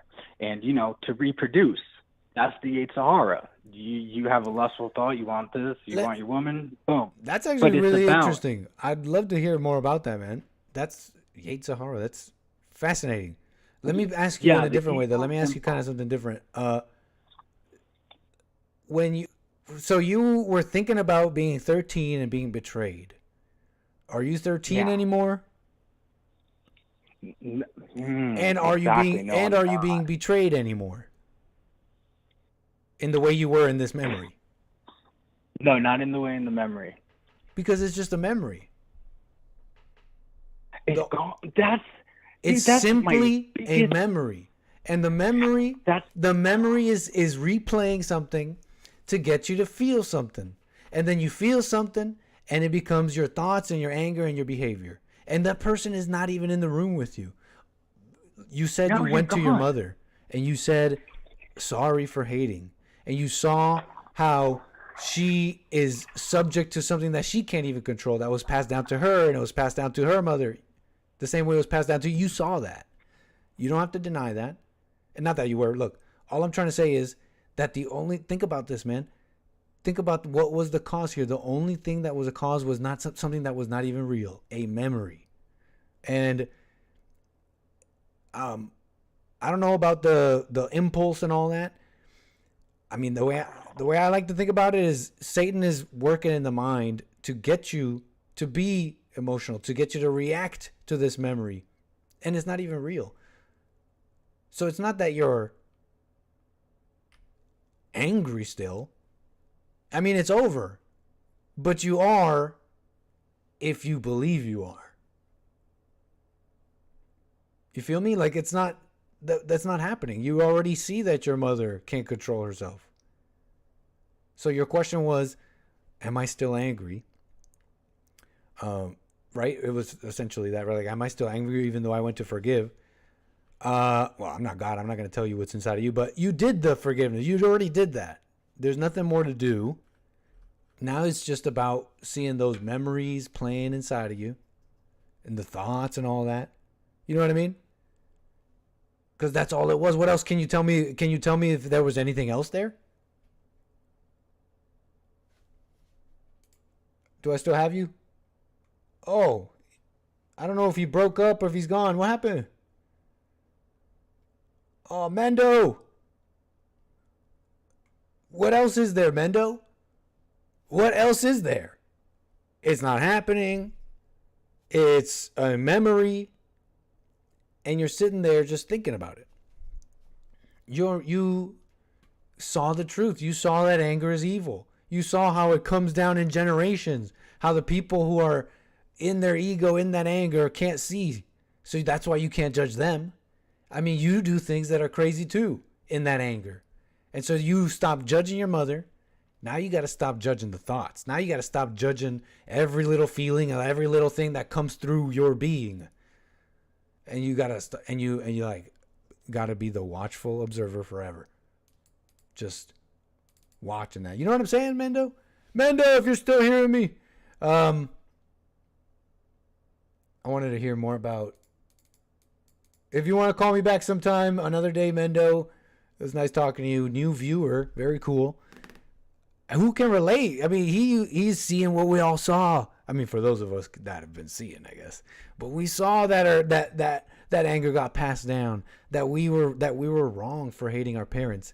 And there's so many people who can relate to that. Who can relate to, okay, I forgave, but why am I still get frustrated. And I appreciate that because you're still thinking about it. You're not just, I came to the front of Bond and confessed my anger. You know what I mean? I came to the front of the church and confessed Jesus. You're thinking about it. You're like, wait, but I heard about perfect peace. I heard about perfect peace. I heard, great. You're thinking about it. But yeah, what else is there? The betrayal's over. All there is a memory. So now that's what you got to deal with. Keep it up, sir. And I appreciate your call. Call me some other time, Mendo, and call Jesse and tell him about. And definitely call Jesse and tell him about your marriage a little bit. That'd be nice to hear. I want to hear what Jesse. He's old school. Jesse's old school. He doesn't hear a lot about I mean, you said it yourself, Mendo, that Jesse would, I guess, consider you a beta. But don't count yourself too short as long as you're the head of your wife. I mean, it's an interesting thing. It seems a little out of place, but that's kind of a different topic, honestly. That's a different topic. Whether you're working or not, whether you're the worker or bringing in the money or not, you got to deal with the thoughts, the ego, the anger. Whether you're married or not, whether your wife likes you or not, whether you got to do all that.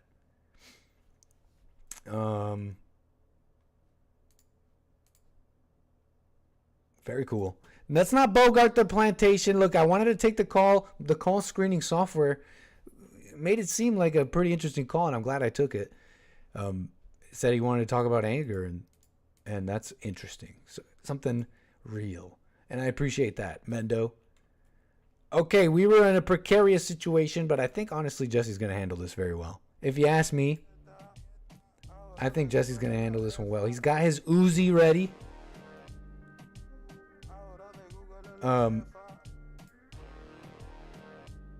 He's got his Uzi and he's about to shoot this wolf dead. I mean, this wolf is going to get what it's coming because it decided to hunt Jesse. Does it not realize? This wolf must not know that Jesse just blasted the brains out of an individual with his bare hands. Let's see how this goes. The wolf's kind of lucky Jesse wants to shoot it. Okay, never mind, Jesse. Go use your monk powers on it right now. Okay, never mind, it's dead. Good work, Jesse. Quick work. Jaden is running away for her life. That's good. You should do that. You should protect your life. So Jesse is harvesting the medicine. He's going to need to tend to some of our folks here. And then what else were we trying to do? We're trying to have a funeral for Aloe.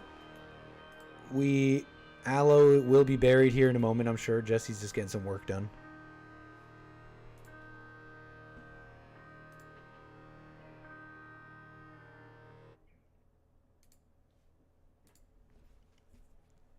Harvesting, training Sandy. Sandy's getting trained. Is almost going to be trained to attack. Soon to be trained to rescue. Will be a rescue dog or a rescue timber wolf. That's cool. Harvesting more medicine. Okay, it's just we're harvesting the rice. Okay, everything's good. You know what? Everything is pretty good so far. What else do we have? Food going. Good. Jesse's playing chess by himself. Anything but burying aloe. I mean, I would think you'd want to get that done, but whatever.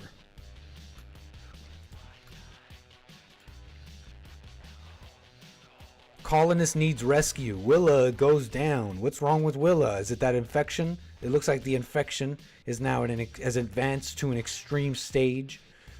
Her neck has been crushed from the earlier fight. You know, she's not doing too hot. She is bandaged up. I guess we'll get Jaden. We'll get Stewie, I guess. Stewie, go, you know, put Willa in her bed so she could rest and we could tend to her medically. Wow, poor Aloe's body is just rotting out there in the rain. I mean, he's missing a brain. I'm sure Jesse will get to it here shortly. I don't know, eventually.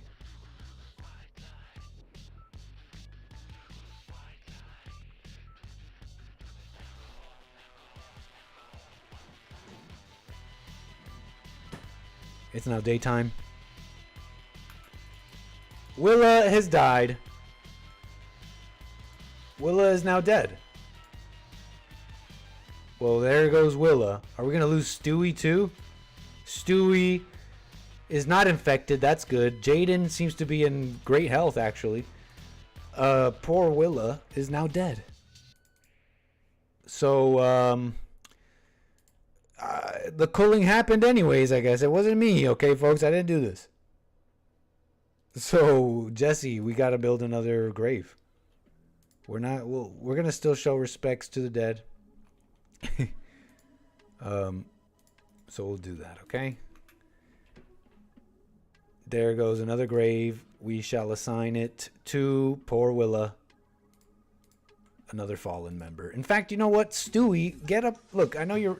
Jaden, how about you prioritize burying Willa? How about you get to burying some of these people? You guys aren't doing anything. Jesse has to do everything? You're the slaves. What the? It's like Jesse has to do everything.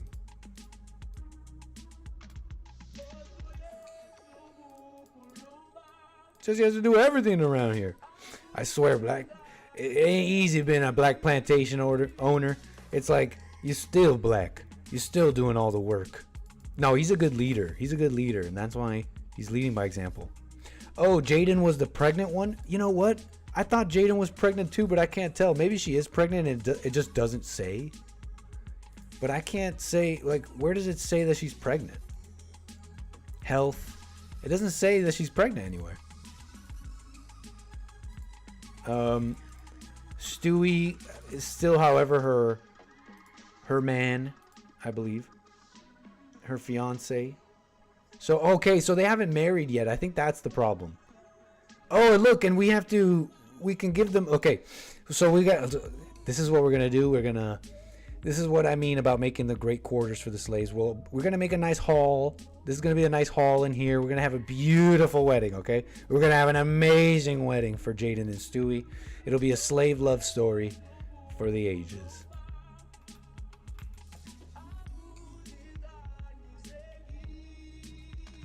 And Jaden, while you're doing that, could you also ew, Jaden didn't even wash her hands. She's eating a meal right outside the grave after burying Willa.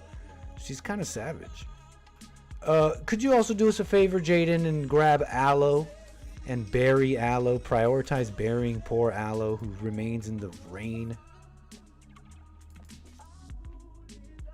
There goes Jaden. Jaden just getting suppressed real quick. Wait, no. Bury Aloe. Come on. She got distracted. There goes Aloe.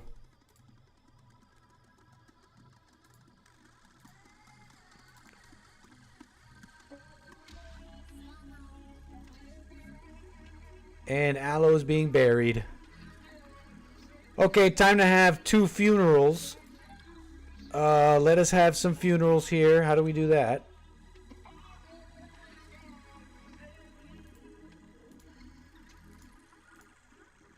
How do we have a funeral?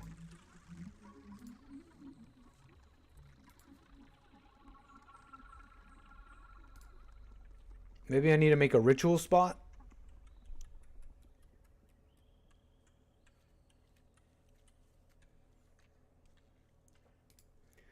Ritual spot, maybe we got to do that.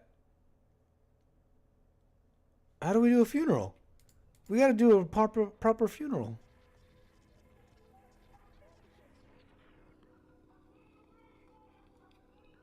Is there a way to have how to have funeral Rimworld after closing menu?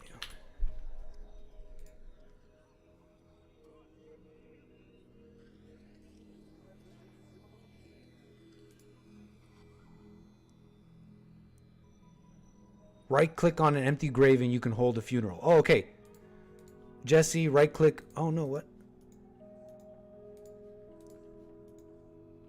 How do we have a funeral? It's time to have a funeral.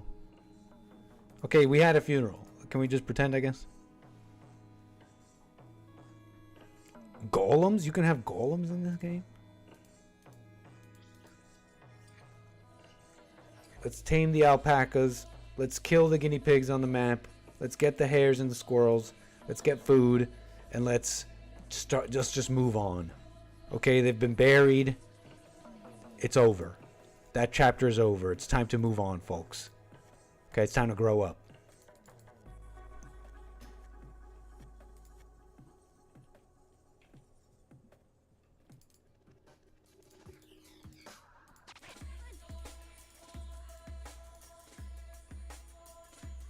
Okay. Now it's time to mine into this mountain and okay, well, actually let's make the nice slave quarters for our slaves so that they just have a nicer place to live.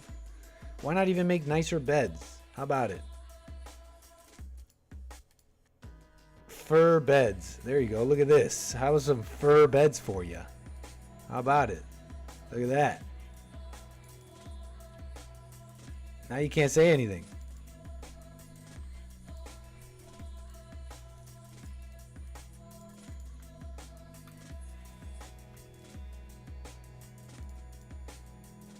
Give them fur beds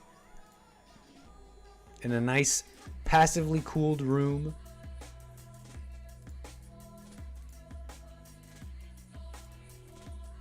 Boom. We'll also give them like what? Nice wood floors? How about it? You ain't never had it so good. You ain't never had it so good. We're gonna give them fine wooden floors. Look at that. We're get these. They're living lavish. How about it? How about that? How's that grab you? How's that grab you? Also, we need to chop down trees. We need more trees.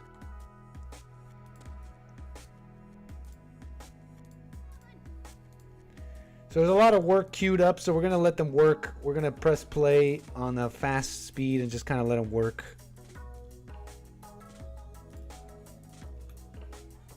All right. Work it out.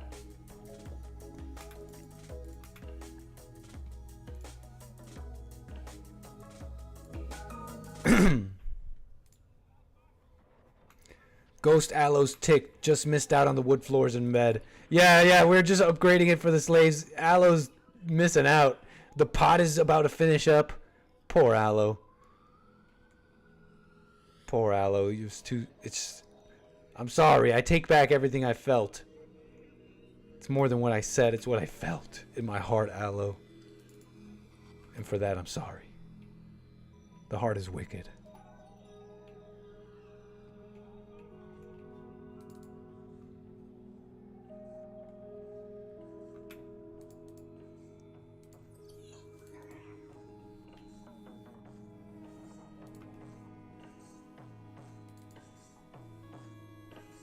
Just gonna let them work a bit. They got some guinea pigs to hunt, a couple things to build, food, alpha jerky to make, meals to cook, blood to clean, Sandy needs training. Crops to harvest, so just let him work out. Chop trees. There's just a couple of things that people got to do, so we'll let him work it out.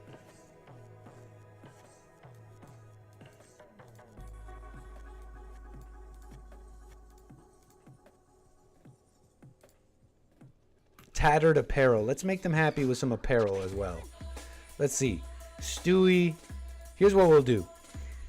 Their apparel policy, we're going to change it for Stewie and Jaden, okay? No longer will they wear tattered clothing. We'll make sure that anything below 70%, once it degrades past that, they can put on new clothes. 0 to 70. So anything that's okay, so like this. We're gonna let them dress nice, at least new stuff. They don't have to wear tattered stuff. It just doesn't have to be like that. So let's make some trousers, some shoes, and a pelt coat. No, not a pelt coat. We're not barbarians. We have some technology. For God's sakes. For God's sakes, Stewie. For God's sakes, George. A pelt. What are you, a beast? What are you, a primitive caveman? No. We got shoes, we got trousers, we got parkas, and we'll make, how about some shirts? Where's the t-shirt button? Just give me some t-shirts. How about some shirts? We're Americans. T-shirts.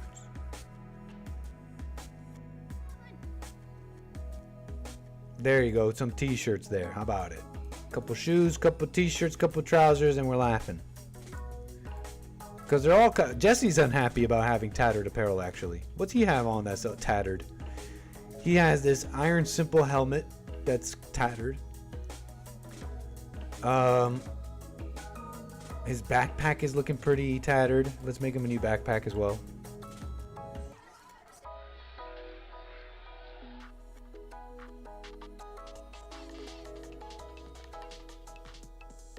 I think we have to make that on a crafting table, actually.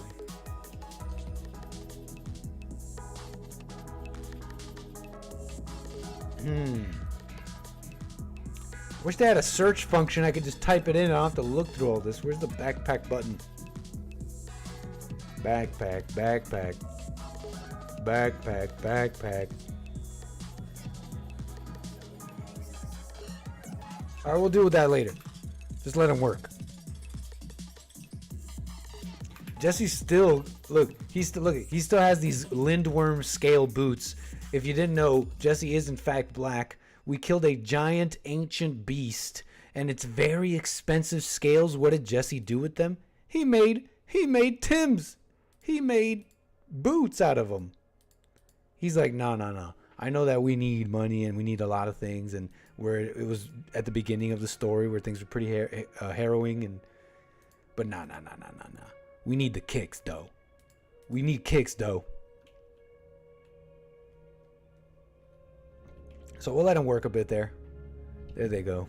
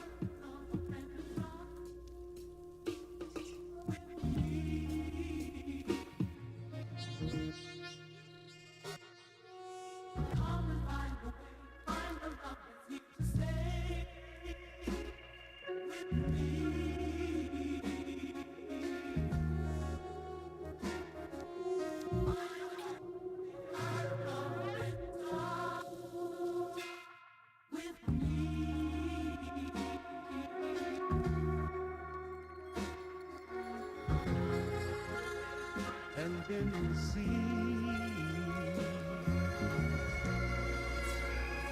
a love you just had to be.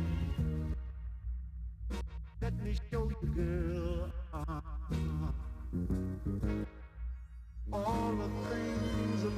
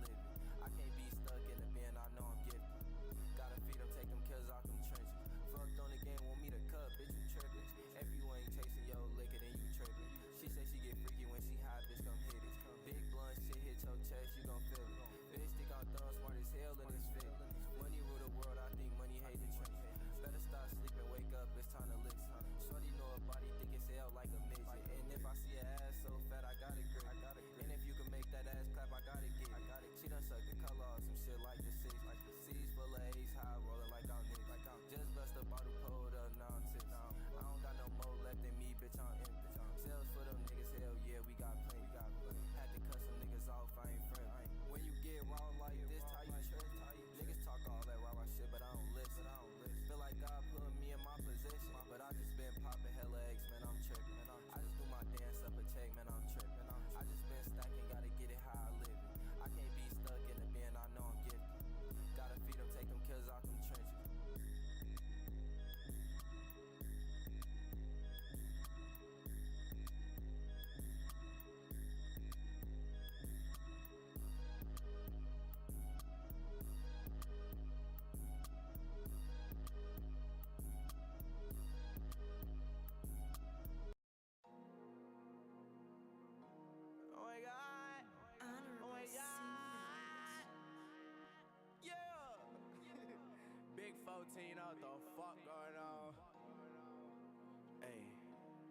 take a moment, count my guap, count my guap.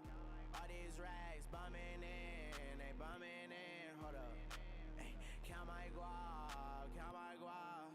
Can I stop coming in, coming in? Put up in a drop top, she dropped it. I put up in a drop top, she dropped it. My diamonds dancing high skies, they hold it. My diamonds dancing high skies, they hold it. Yeah, hold up. I don't know what planet I'm on. I'm a king, little bitch, watch the throne. Feel like bottom on top of your heart. Yeah, steady causing havoc. Yeah, bitch, I'm ballin' hard just like a maverick. Money stretch long, little bitch like elastic. Now that bitch steady calling me Mr. Fantastic. Yeah, hey, no, I keep a ratchet. If you claim, boy, I turn your ass to ashes. Automatic, doom, doom, doom, little bitch, I'm blasting. Yeah, put you in a casket. Money sits long, it's elastic. I don't know what planet I'm on. I'm a king, little bitch, watch the throne. Feel like bottom on top of your heart. Yeah, hold up, take a moment, count my guap, count my guap. All these rags bumming in, they bumming in. Hold up, ay, count my guap, count my guap. Can I stop coming in, coming in? Put up in a drop top, she dropped it. I put up in a drop top, she dropped it. My diamonds dancing high skies, they hold it. My diamonds dancing high skies, they hold it. Yeah. Astral worlds, my planet, my home. Clouds too high, the fumes too strong. Mix this cup for way too long. Add it up, don't subtract it. Yeah. Pour this safe with me and let's get blasted. Straight up, Lambo drive like a dragon. Can't fall asleep at night cause they attacking. Yeah, I hop in the coupe, go insane. This a pick, go David Blaine. We don't live the same. I feed all my bitches decaying. I never come to drown the pain. Like the octane. I'ma put 6 in a Lambo and jet to the plane. Move for this chain with your elbow. I hope you got aim. Don't need no more stains, but get high like my name. Yeah, hide out in the trees with the bumblebees. Please say the name 3 times. We gon' pop up on you like I'm Bloody Mary, man. Hold up, take a moment, count my guap, count my guap. All these rags bumming in, they bumming in. Hold up, ay, count my guap, count my guap. Can I stop coming in, coming in? Put up in a drop top, she dropped it. I put up in a drop top, she dropped it. My diamonds dancing high skies, they hold it. My diamonds dancing.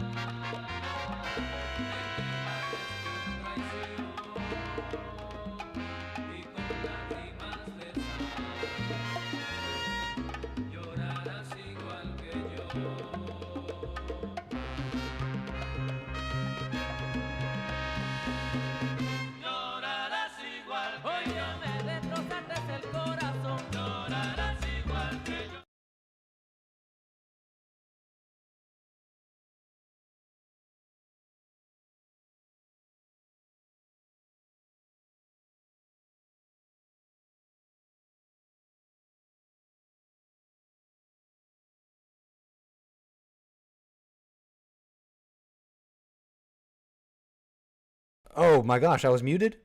How did I get muted? I was just saying that I wanted to let you guys know. I just wanted to let you guys know that when we started this RimWorld playthrough thing, it was like a joke. I didn't know how it was going to turn out. I've gotten a lot of donations. Someone, thank you again for the coffees. Very generous. So I could tell some people really like this. But I mean, there's going to be episodes where our ambitions are huge.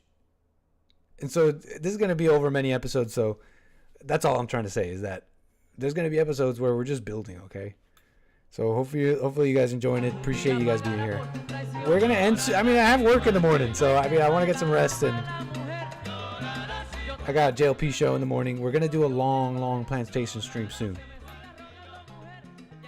But I'm happy that we're getting our mountain base set up.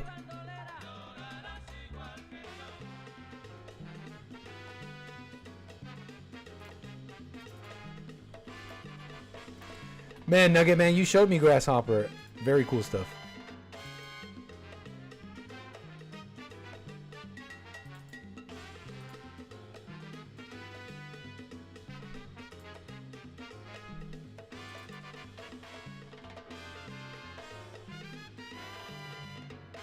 Is someone hurt? Someone's bleeding. Oh, no, never mind. So what's Jesse doing? They're still working. They're still working. That's true. A lot did happen today, actually.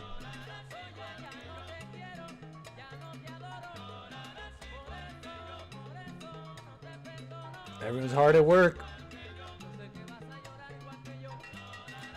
We're still pretty backed up. There's our hall. This is where Jaden and Stewie will get married. Well, they're sleeping in the cave. Go to your beds. What the? Have we not built the beds? Why? Can we make that a priority? We're gonna have a slave rebellion if we don't get that dealt with.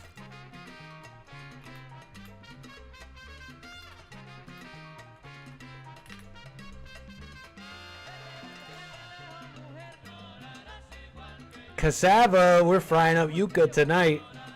Yuquita frita tonight.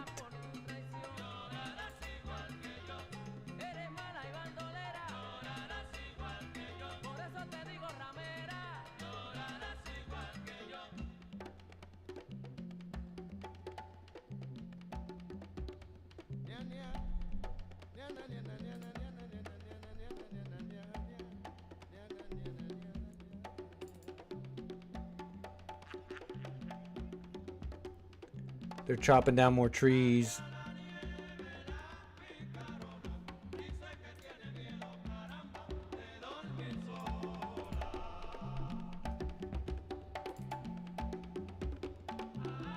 Quest, saving Theo. Theo contacts you and requests help. He is wounded and unable to move. Theo is a 52-year-old furniture builder. He promises to join you if you rescue him. Theo says there may be an unknown threat.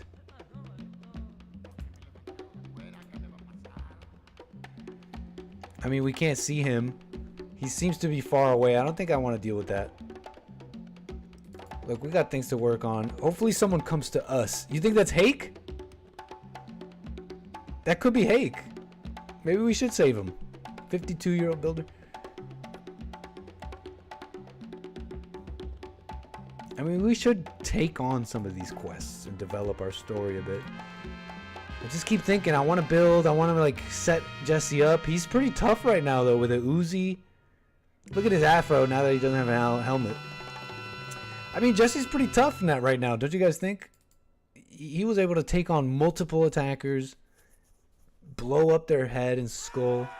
We could take a chance.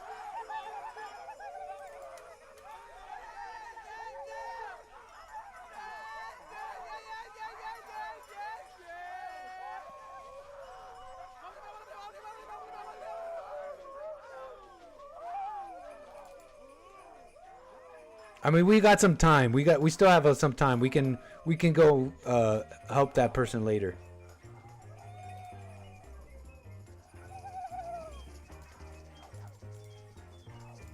So let's just like finish up the work that I keep saying that he's got to finish.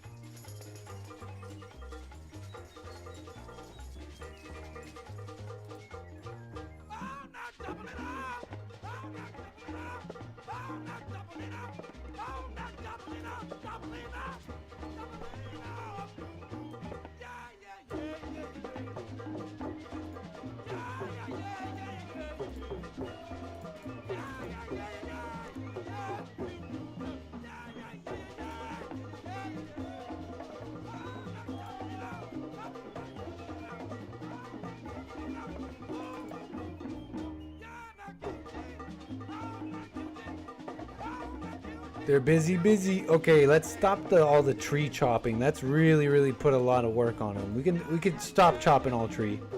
We can stop chopping all those trees, okay? Switch gears, do something else. Yeah, Joel, I'm trying to look for you. I'm trying to look for us. And we need Jesse. Jesse needs more help. He's kind of by himself. So he needs more help. And I'm looking for someone to be you, someone to be James, someone to be Bill. We need all the characters. There goes the new slave quarters. Very nice.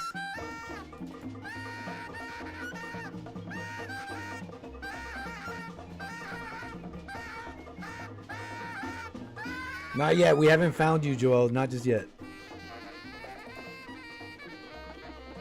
A royal tribute collector is here. Another royal tribute collector. Remember these people? They buy slaves. But I don't know if we're really in the market to sell anybody right now. So thank you, but no thank you. There's so much work that the lights are going out. You see this? These the torches, they need fuel, but they need someone to fuel them. And there's so much work right now to get done that it's just not getting done.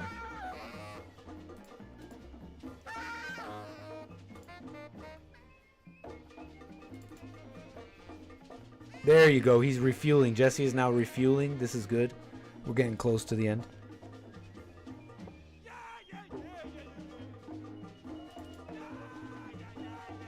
Yes. Productive. So productive. I love it. How's Sandy doing? How's Sandy's training going?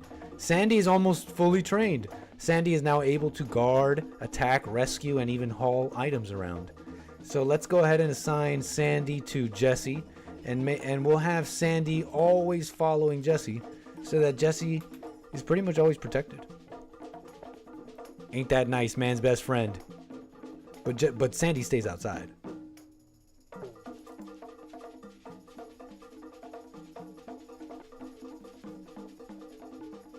We do have a gently used aloe. Okay, you can dismiss them. Look at them. This is how I want to get Jesse. You got to understand why. This is how I want to get Jesse. Look at this armor. Look at this futuristic weapons. We need to get Jesse on that level. Then we can take on anybody. We're primitive right now.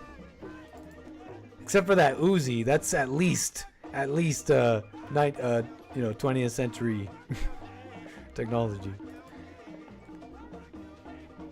Major break risk. What's going on with Stewie? Stewie is ate without a table. We have a table. Do you really just don't eat without a table? How about that? He's a little. Oh, Stewie's having a little bit of an internal problem.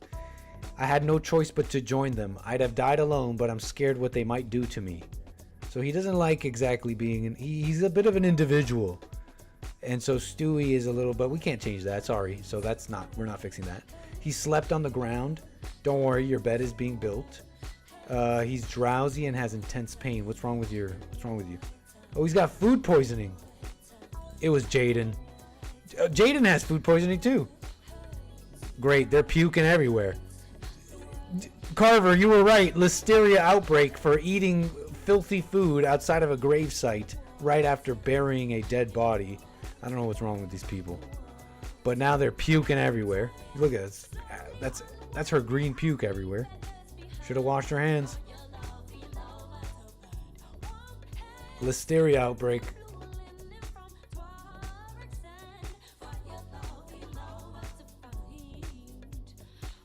What's Jesse doing outside the grave of Aloe? Oh, look at Jesse. He's paying respects to Aloe. Jesse would do that.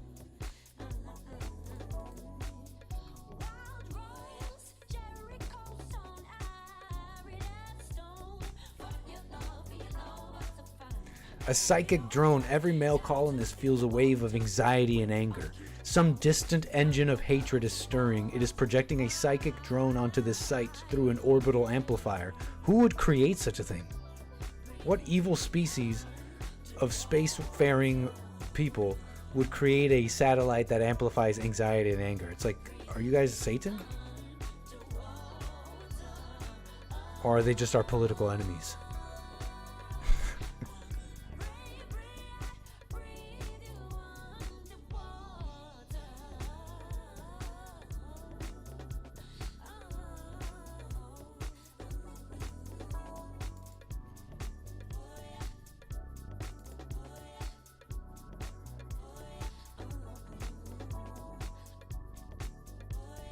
All right, getting some good work done. The lavish slave quarters are making some good progress.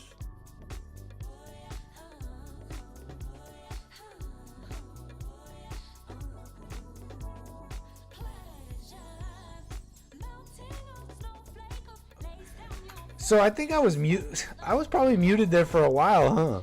What the heck did I even say? I wasn't saying anything. Honestly, I was just describing what was going on. But you know what? It's too late now to worry about my mic being muted. Like 20 minutes? Holy crap.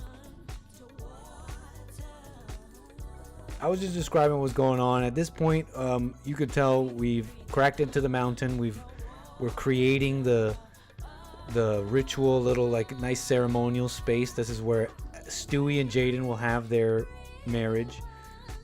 Jesse is backed up on a whole bunch of work that we're finishing up. We're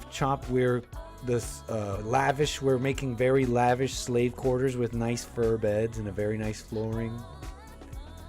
There's been a number of events that have happened, and Jesse has duked it out on all of them.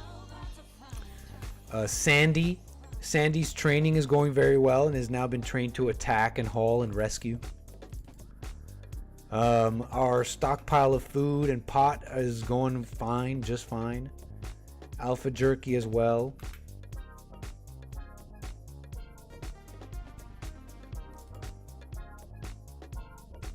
And yeah, that's what I was saying. What else? Yeah, somewhat exciting episode. What do you guys say? It's somewhat exciting. I mean, right now we're just building. You know, we got to build, and we're just kind of building right now. There's a lot of backup to the work right now. We're backed up. We're hella backed up. So you know, some excitement at the beginning. You know, we're definitely gonna do a much longer Plantation stream. I'm planning on it. We got JLP show in the morning, so I'm basically about to leave in a couple minutes here. Lone genius. Hold up. A lone genius approaches. A lone figure is approaching the colony. He wants to talk. You can send a colonist to hear what Billy? Talk to Adrian. What do you guys think? Is this Bill? Who's this? The strange figure keeps muttering about some scientific breakthrough. All he needs is a laboratory. If you let him stay, he will share his vast knowledge with you.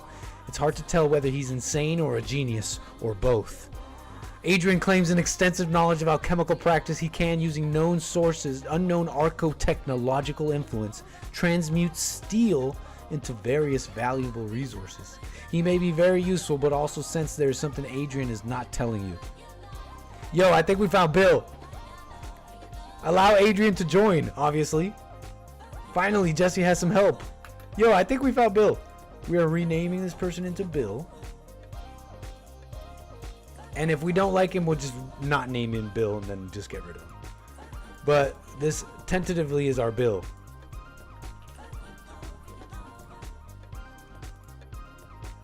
Oh, we have to use God powers to cheat his name and change it. Bill!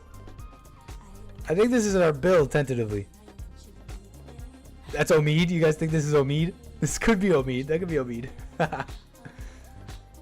Chosen name is invalid? What the heck do you mean?